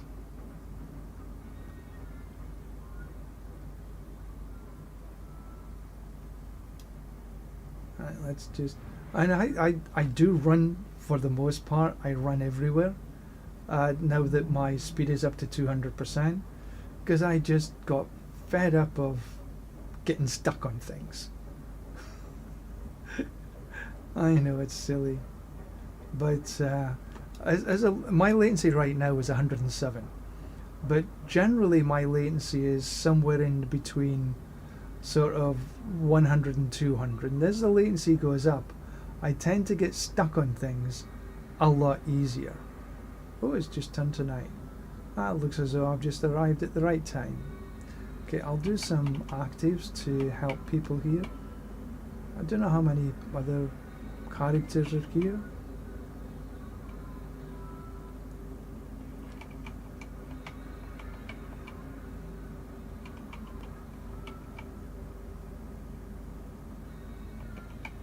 So how are you this morning, Bosan? Feeling good? Feeling hungover?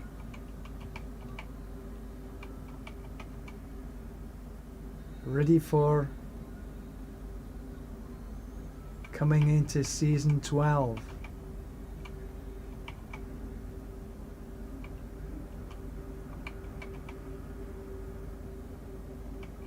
I am looking forward to fighting as a butcher.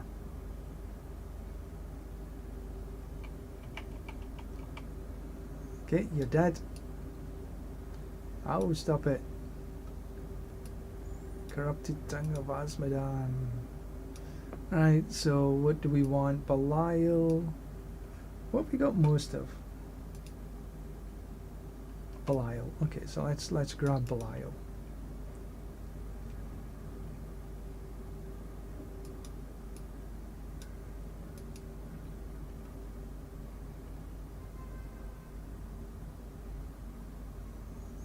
Okay, that's some.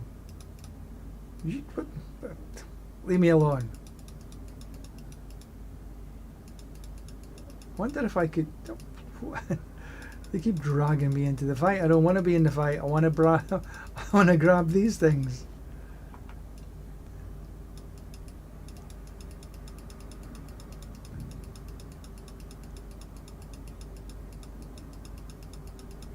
There's a lot of sigils here. I wonder if one of them will be a mythic prankster.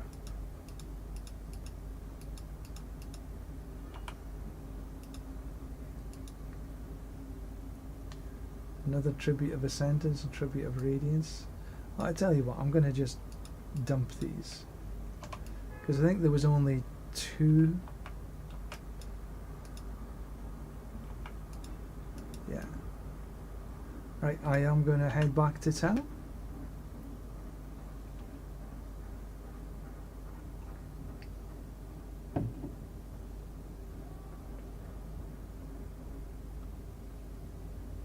Right, let's see what this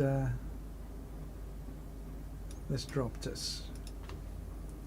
Gold, jam, obols.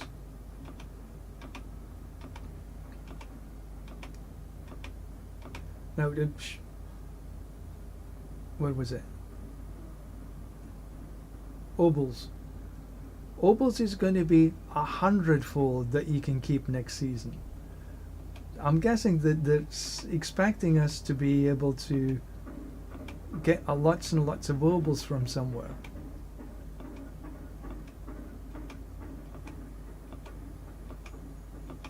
Okay, nothing there.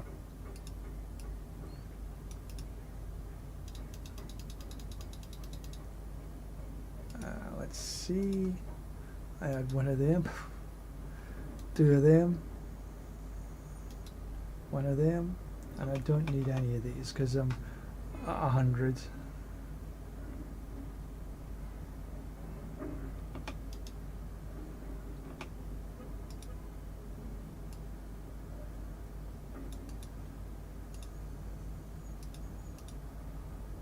Sell them. Can't do anything else with them.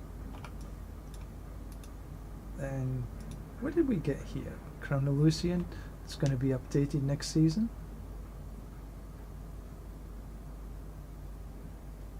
Bastion of St. Mythe. That's going to be upgraded.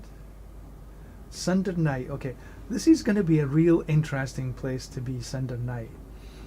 Right now we got skills to anointing. And if it's a GA and you masterwork your GA, you can get up to 10 ranks, but it's not going to be anointing, it's going to be auras. So it's ranks to auras. So you're going to be able to get 10 ranks to auras. And I mean, you say this is not that great, 99% to your aura potency, but 180% of a 10 rank aura potency, and at the same time, the Dawnfire is going to get doubled.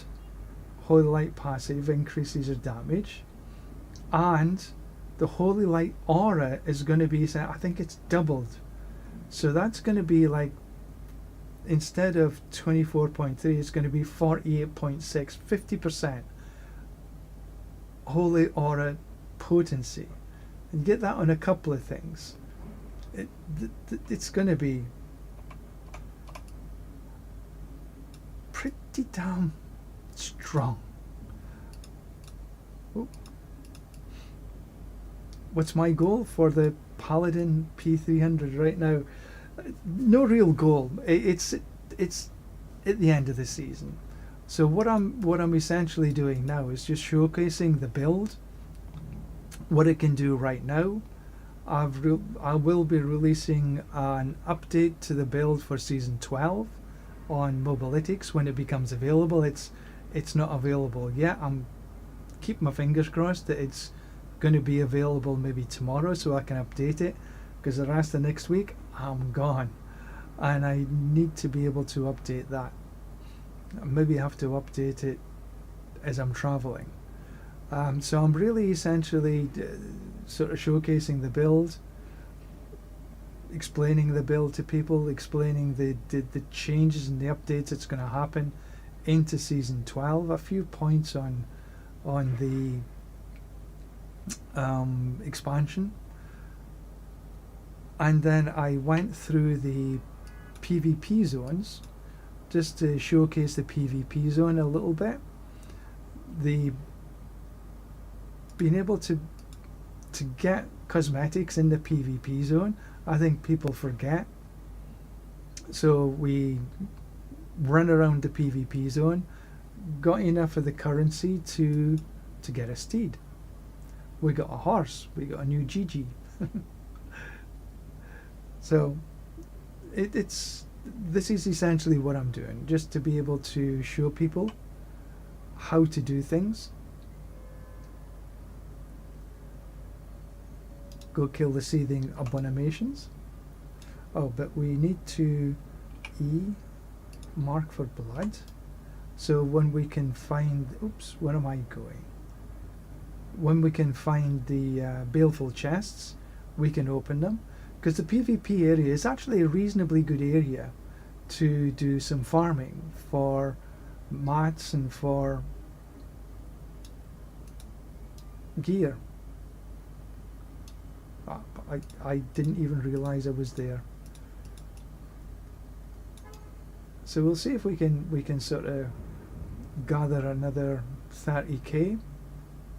So this is what you want. You want the baleful chest. So you have to be blood marked to be able to get the baleful chest.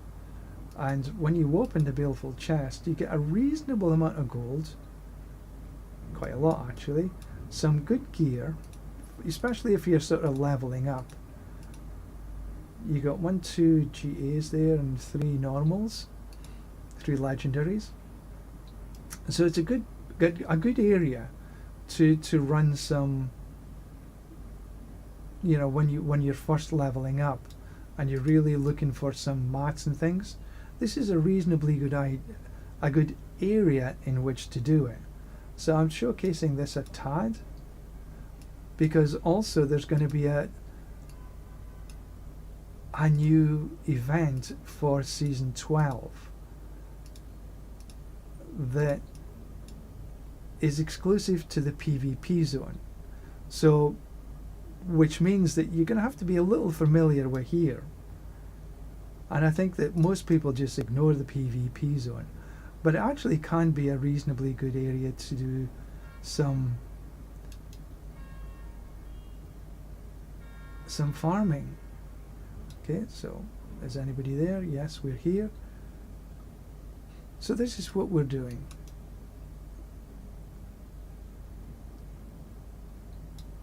So I have got my, so let's just do some extraction. But the one thing is that in the PvP zone, you have to remember, it is a PvP zone. So if somebody else comes in here blood marked, and you're not strong enough, you could just go 2 seconds flat. Not even that, 1 second. I know from experience. So you do have to be a tad careful.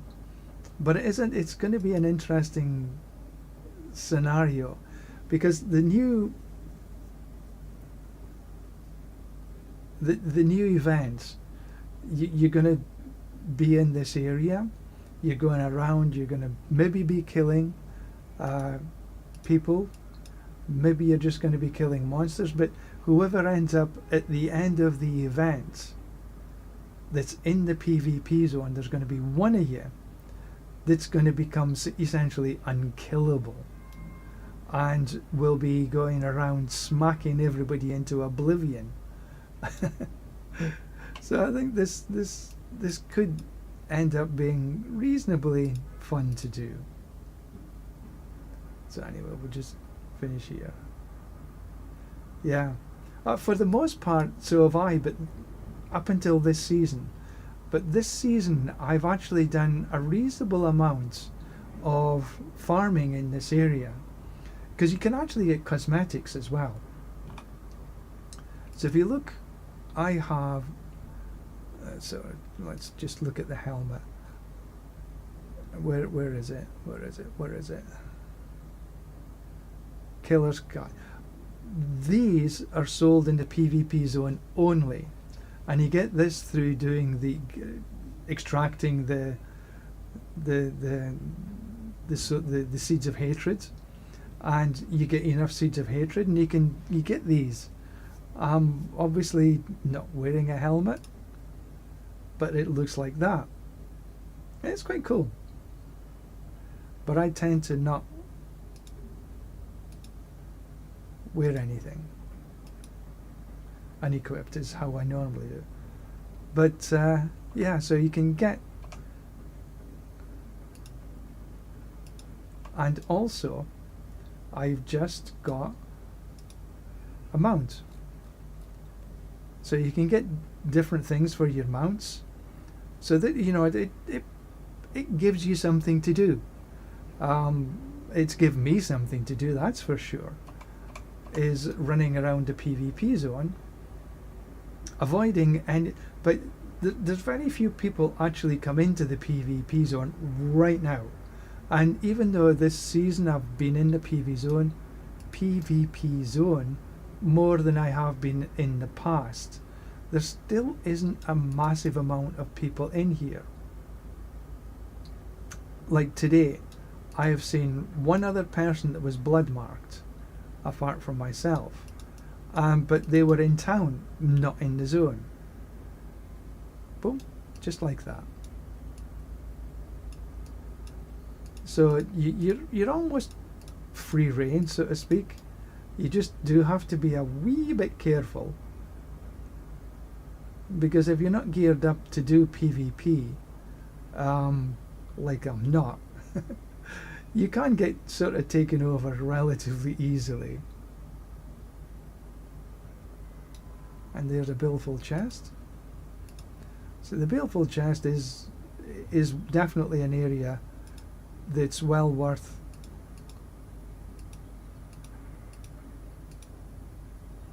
grabbing a hold of whenever possible. There was some. They do vary in where they actually spawn.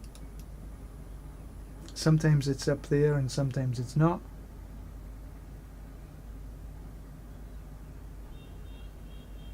So I need 30k as a minimum. Right now I have 6. And that's just that, you can go from one PvP zone to the next, and you don't. But before you do move from one to the next, you need to extract your seeds of hatred. Okay, so I'll do some actives here before you move to the next zone, so you don't lose them. So I'll just pop my actives, just stand here. So here is my left hand is doing something, my right hand is doing nothing. For most of the game, my left hand is doing nothing and my right finger is the only one that's doing anything.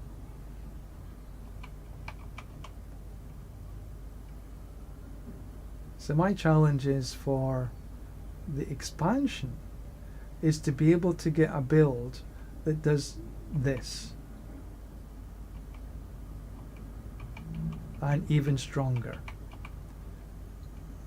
because even though this can do pit 100 relatively easily, which means for season 12 the bloodied sigils should be relatively easy for me to do, pardon me, but Torment 12? That's going to be a challenge. 7, 6. There's a lot of seeds of hatred here.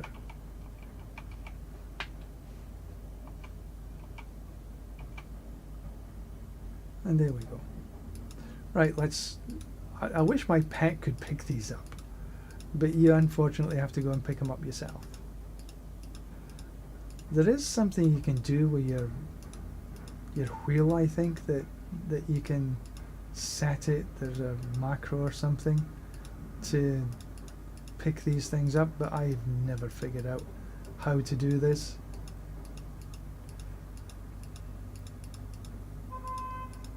So here we go. That's a few seeds.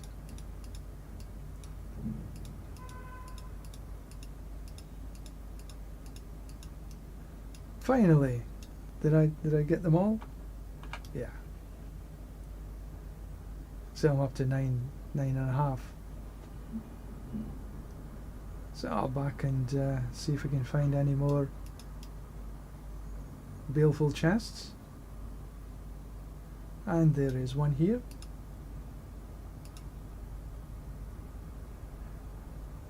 So you've got fragments. So you know, it's reasonably good.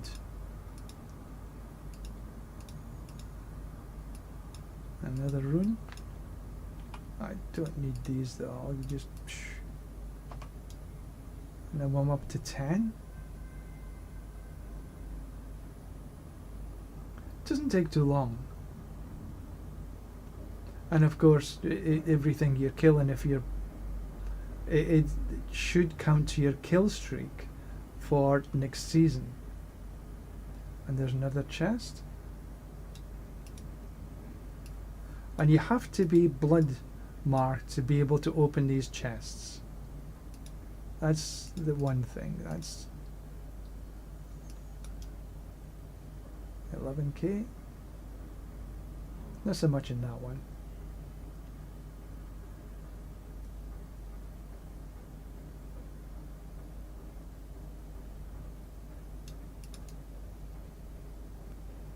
I think what we'll do is, oh, there's a, oh, nicely done. One of these gelatinous ones. Okay, let's pick these up. Now if you press your Alt button, if you're on a computer, it'll keep these where you can see them instead of disappearing. That's a lot.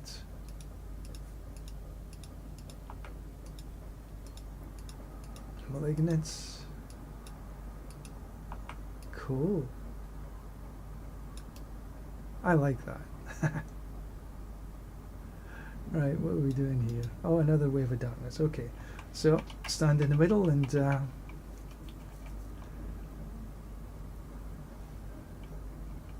do my actives. Get a drink.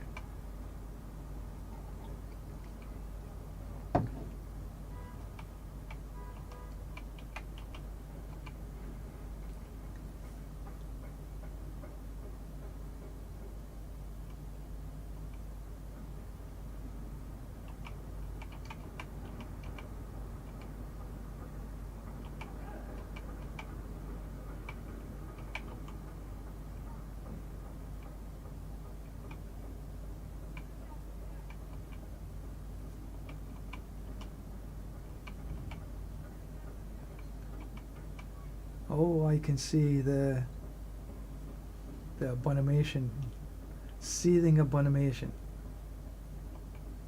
Come on, come into the zone, please. I've still got 20 odd seconds. Come. Maybe I can grab him as well. Come on. Can I? No. Damn. Oh well. I'll grab him in a minute. Alright, so let's pick up these seeds. Because he's not going to go anywhere unless somebody else comes and kills him. To the Alt, just grab where they are.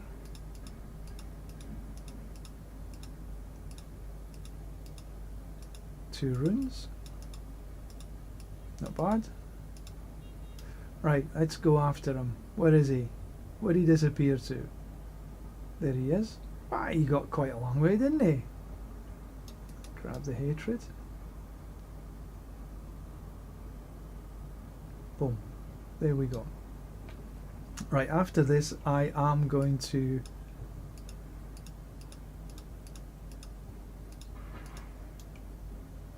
where is it? There is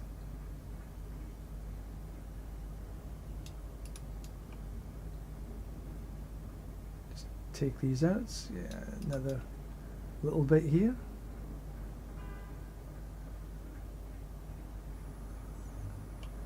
Is there any? No. No baleful chests. Right, let's do the extraction.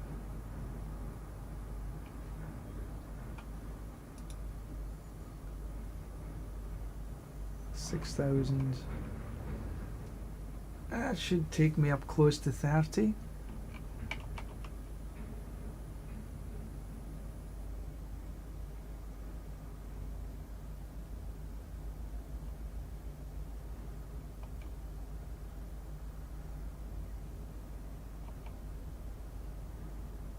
Then I think what we'll do after this is just run around a little bit in Nahantu.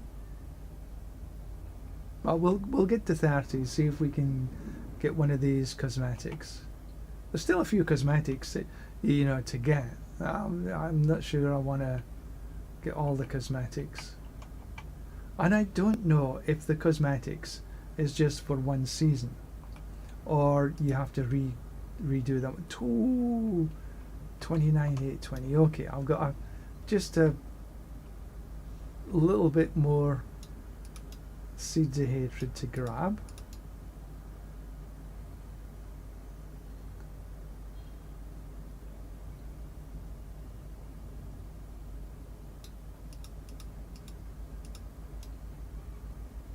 And then we can go extract them and see if we can get one of these cosmetics.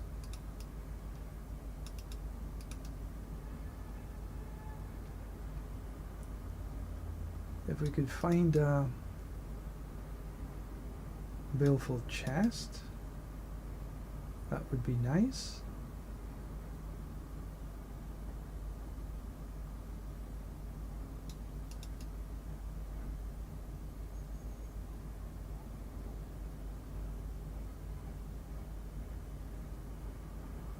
And there one is.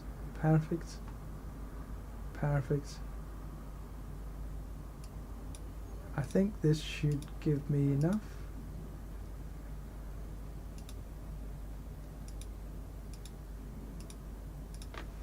What was that?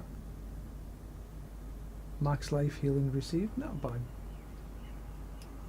I'm not sure if I need it though. Well, actually, I think the answer is at this late stage in the game, no, I don't really need it.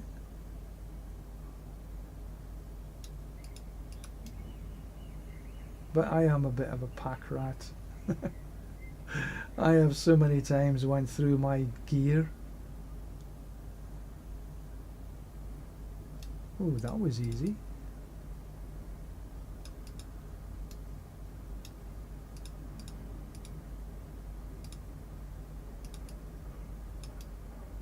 Okay, 3,000 is more than enough to get my cosmetic, whatever it may be. I think you could get some 3 or 4 cosmetics at a cost of 30k.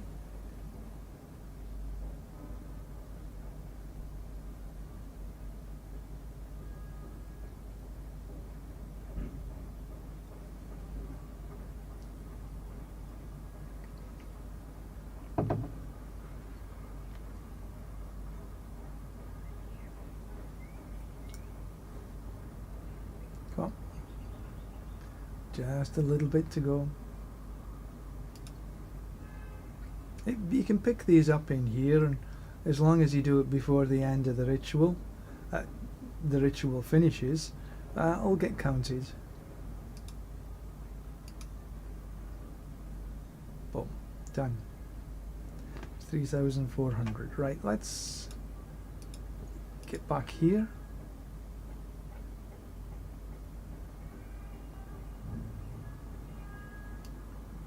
To get down to the The mount vendor. Okay, so we got the strongbox, saddle. Let's take the saddle bags, shall we? There we go. Cruel Assassin's saddlebag. I gained a trophy. So there's, this is something we can do. Right, so I will head down into, let's see, let's just go into Cursed Bazaar. Cursed Bazaar. Because next season, in the leveling process, before you're able to run into the torment tiers, I am just going to go blah. If you can find a Helltide in Nahantu, I think that's probably going to be your best bet, because the monster density, I find, and maybe it's just me, I think that the monster densities in Nahantu are actually greater than anywhere else. So having a Helltide in, look here, because the kill streaks, you really are looking for where the monsters are to keep up your kill streak. So if you look at the density here, it's pretty high. So getting your kill streak up in the first place is going to be relatively easy. And now I'm using Subo because it lets me see where the monsters are. And look at this density here. It's pretty neat. And so keeping your kill streak going is going to be relatively easy, I think. And all the traversals are going to be quicker. The traversals is things like this.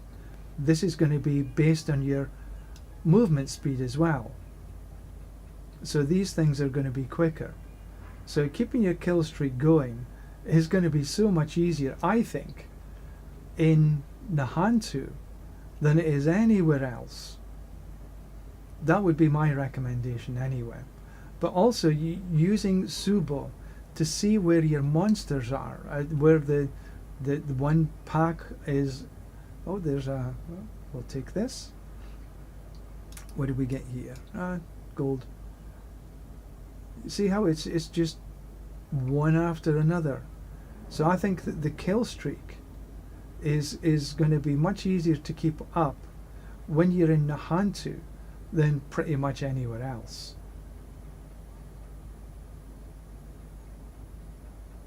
There we go. Now we'll see what happens, obviously, but I do think that Nahantu should be one of your places to go, even if you're not in the Helltide. You can see this; it's pretty good. Let's head to a Helltide.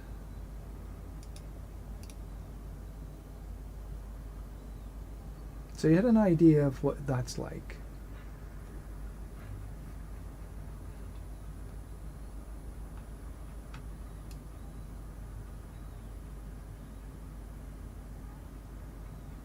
But again, as I say, maybe it's just me and thinking, well, looks to be reasonably okay.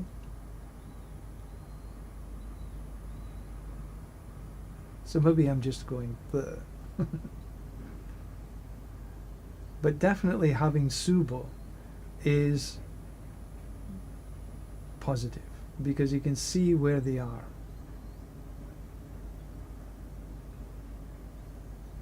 So you can imagine this in Nahantu. It's going to be superb.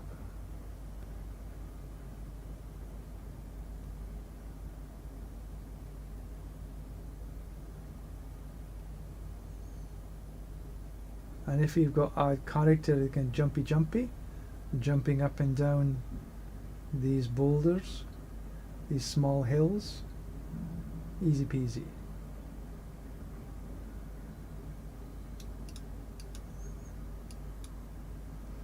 Okay, we'll do some active. But having Subo in his, you might have a little bit less sort of power, but I think it's compensated by what you can see where you're going. So I think Subo will be one of the things to keep a hold of.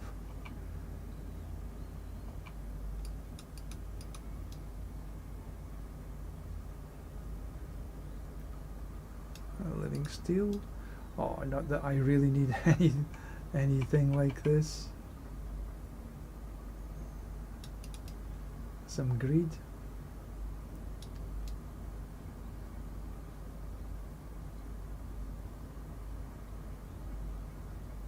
Yeah, see, I'm almost out of monsters here. I'd lose the kill streak now.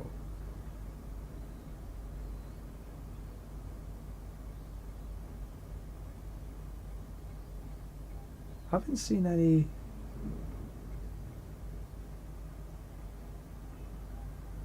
treasure goblins yet. I guess I should go back to town. Have I got enough to open? No.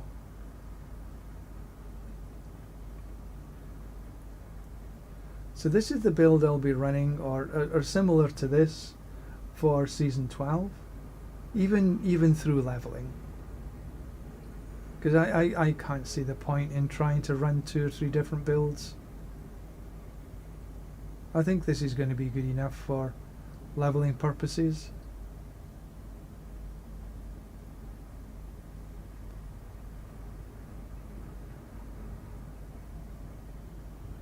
But there, we're almost up to 200 cinders already.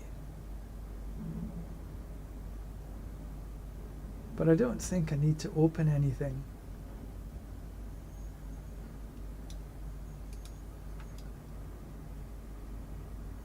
Do a ravenous soul.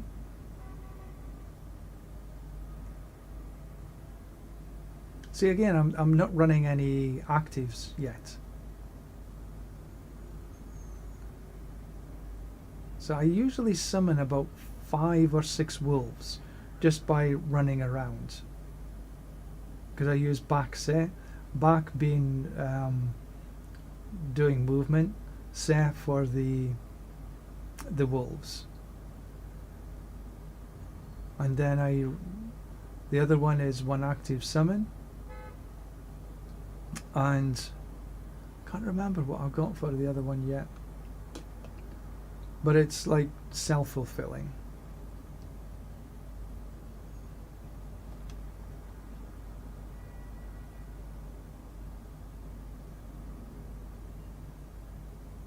Easy peasy.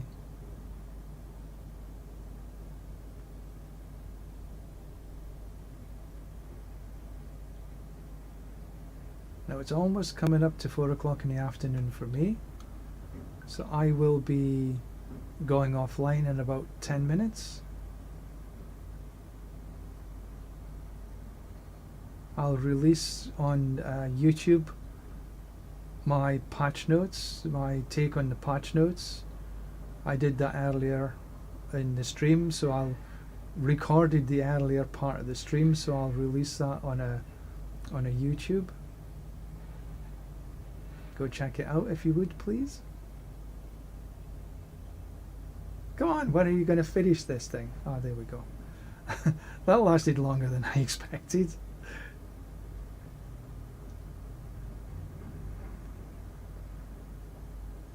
We can...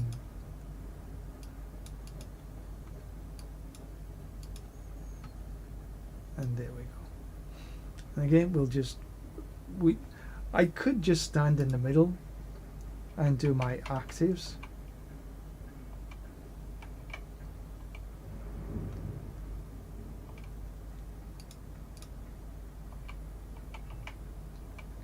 Let everything come in. But now I don't have any wolves running To get my wolves, I need to run in a circle. But here, the build is strong enough just to stand there and to run my active auras.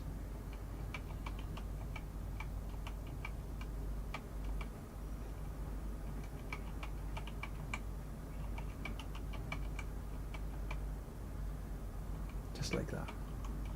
Oh, whispers. 3 minutes in the hell. Oh, right. And there he goes. Bum, bum, bum. Just like that. Oh, couple of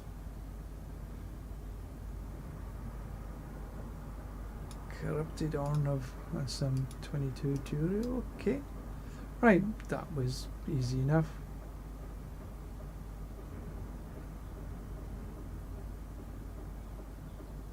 Okay, let's go. Just I'm not gonna do the cinders or anything.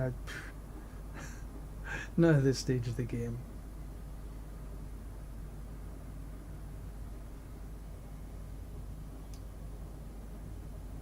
Grab a hold of this. Rings.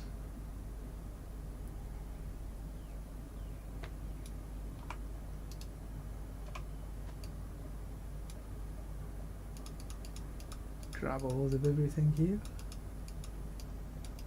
Have I got any? Oh, okay, just get a sword. Resist. Nah. Get rid of these.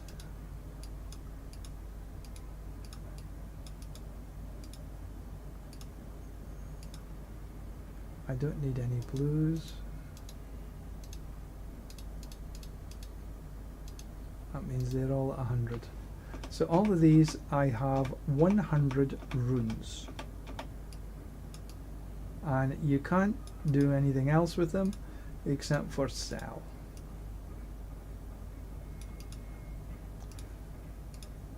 Right, so I'll put these in my inventory. I've got a lot of mats to take through.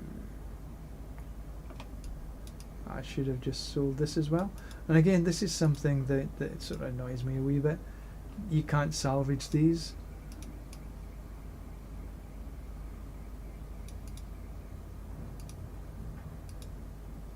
How many can I actually craft?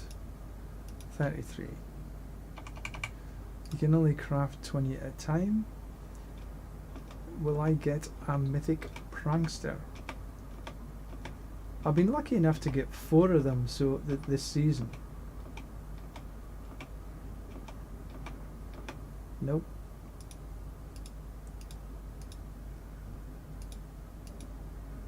$18.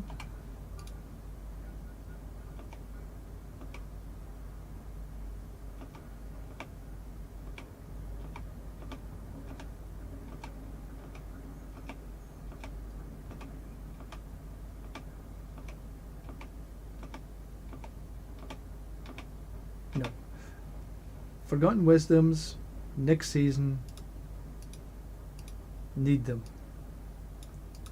That's how many can I do now? 5.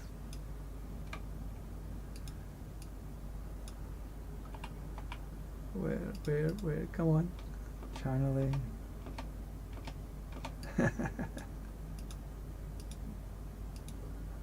Okay, never mind.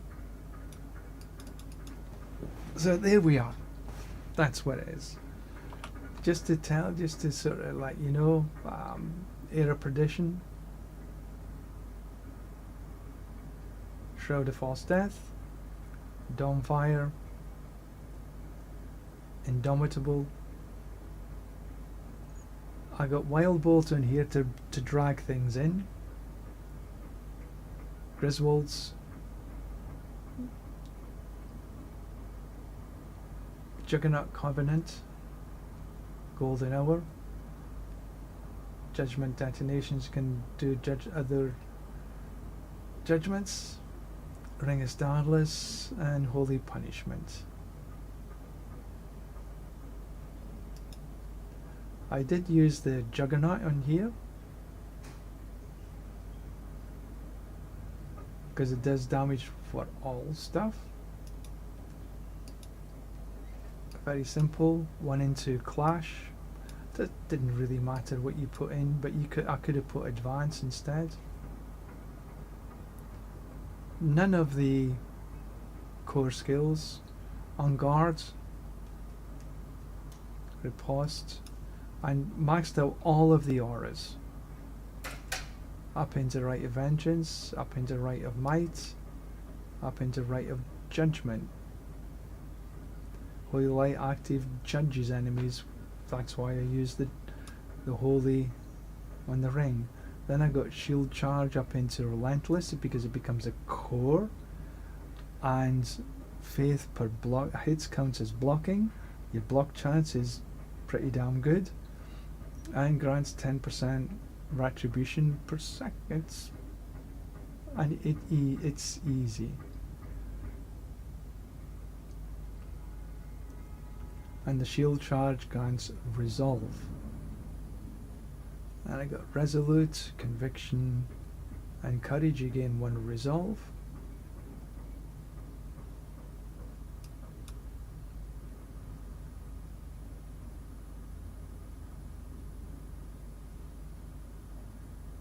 And all of these next season are going to be 15. That's that's going to be damn good. So consecration into hallowed grounds. Iron sharpens iron, break the line, heavyweight. Shining armor into giant slayer. I didn't put any into here because I didn't really one-handed and shield, ignore the damage, no need. And then master craftwork, and then I've got coat of arms. So the Paragon started off with Sentinel because it's Juggernaut skills, and right now we're 432 and 12.2.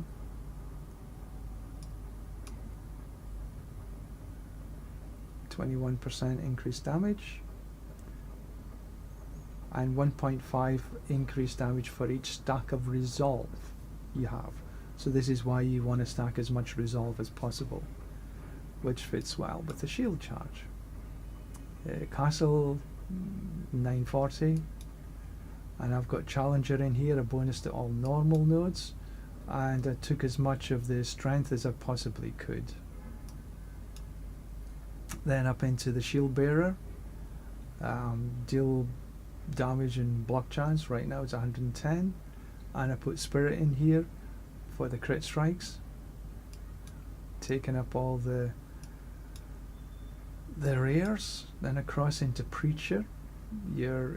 And this is a little not right, because it actually increases damage across the board for your attack speed, not just a zealot. And here, casting an aura skill, the active cooldown for every non-aura. It's good. And then I took up all the attack speeds that you possibly can. And the last board was Beacon, and I put Honed in here again for crit strikes, and they also generate a faith. And this is one of the boards that's got the most intelligence. That's why I put this in here. And there we are. That's the basis going to be for the build next season, with some changes. And as soon as I get the changes done, hopefully I'll be able to do that tomorrow when Mobalytics gets the season 12 up and running. Right now it's not available for me yet. It's still on season 11. So thank you very much for watching. I do appreciate this, but for now it is time to go, and we maybe see you tomorrow. If not, then I'll see you in about a week's time or so, because I'll be gone all next week, which is the start of the season as well, so I'm crying a little bit.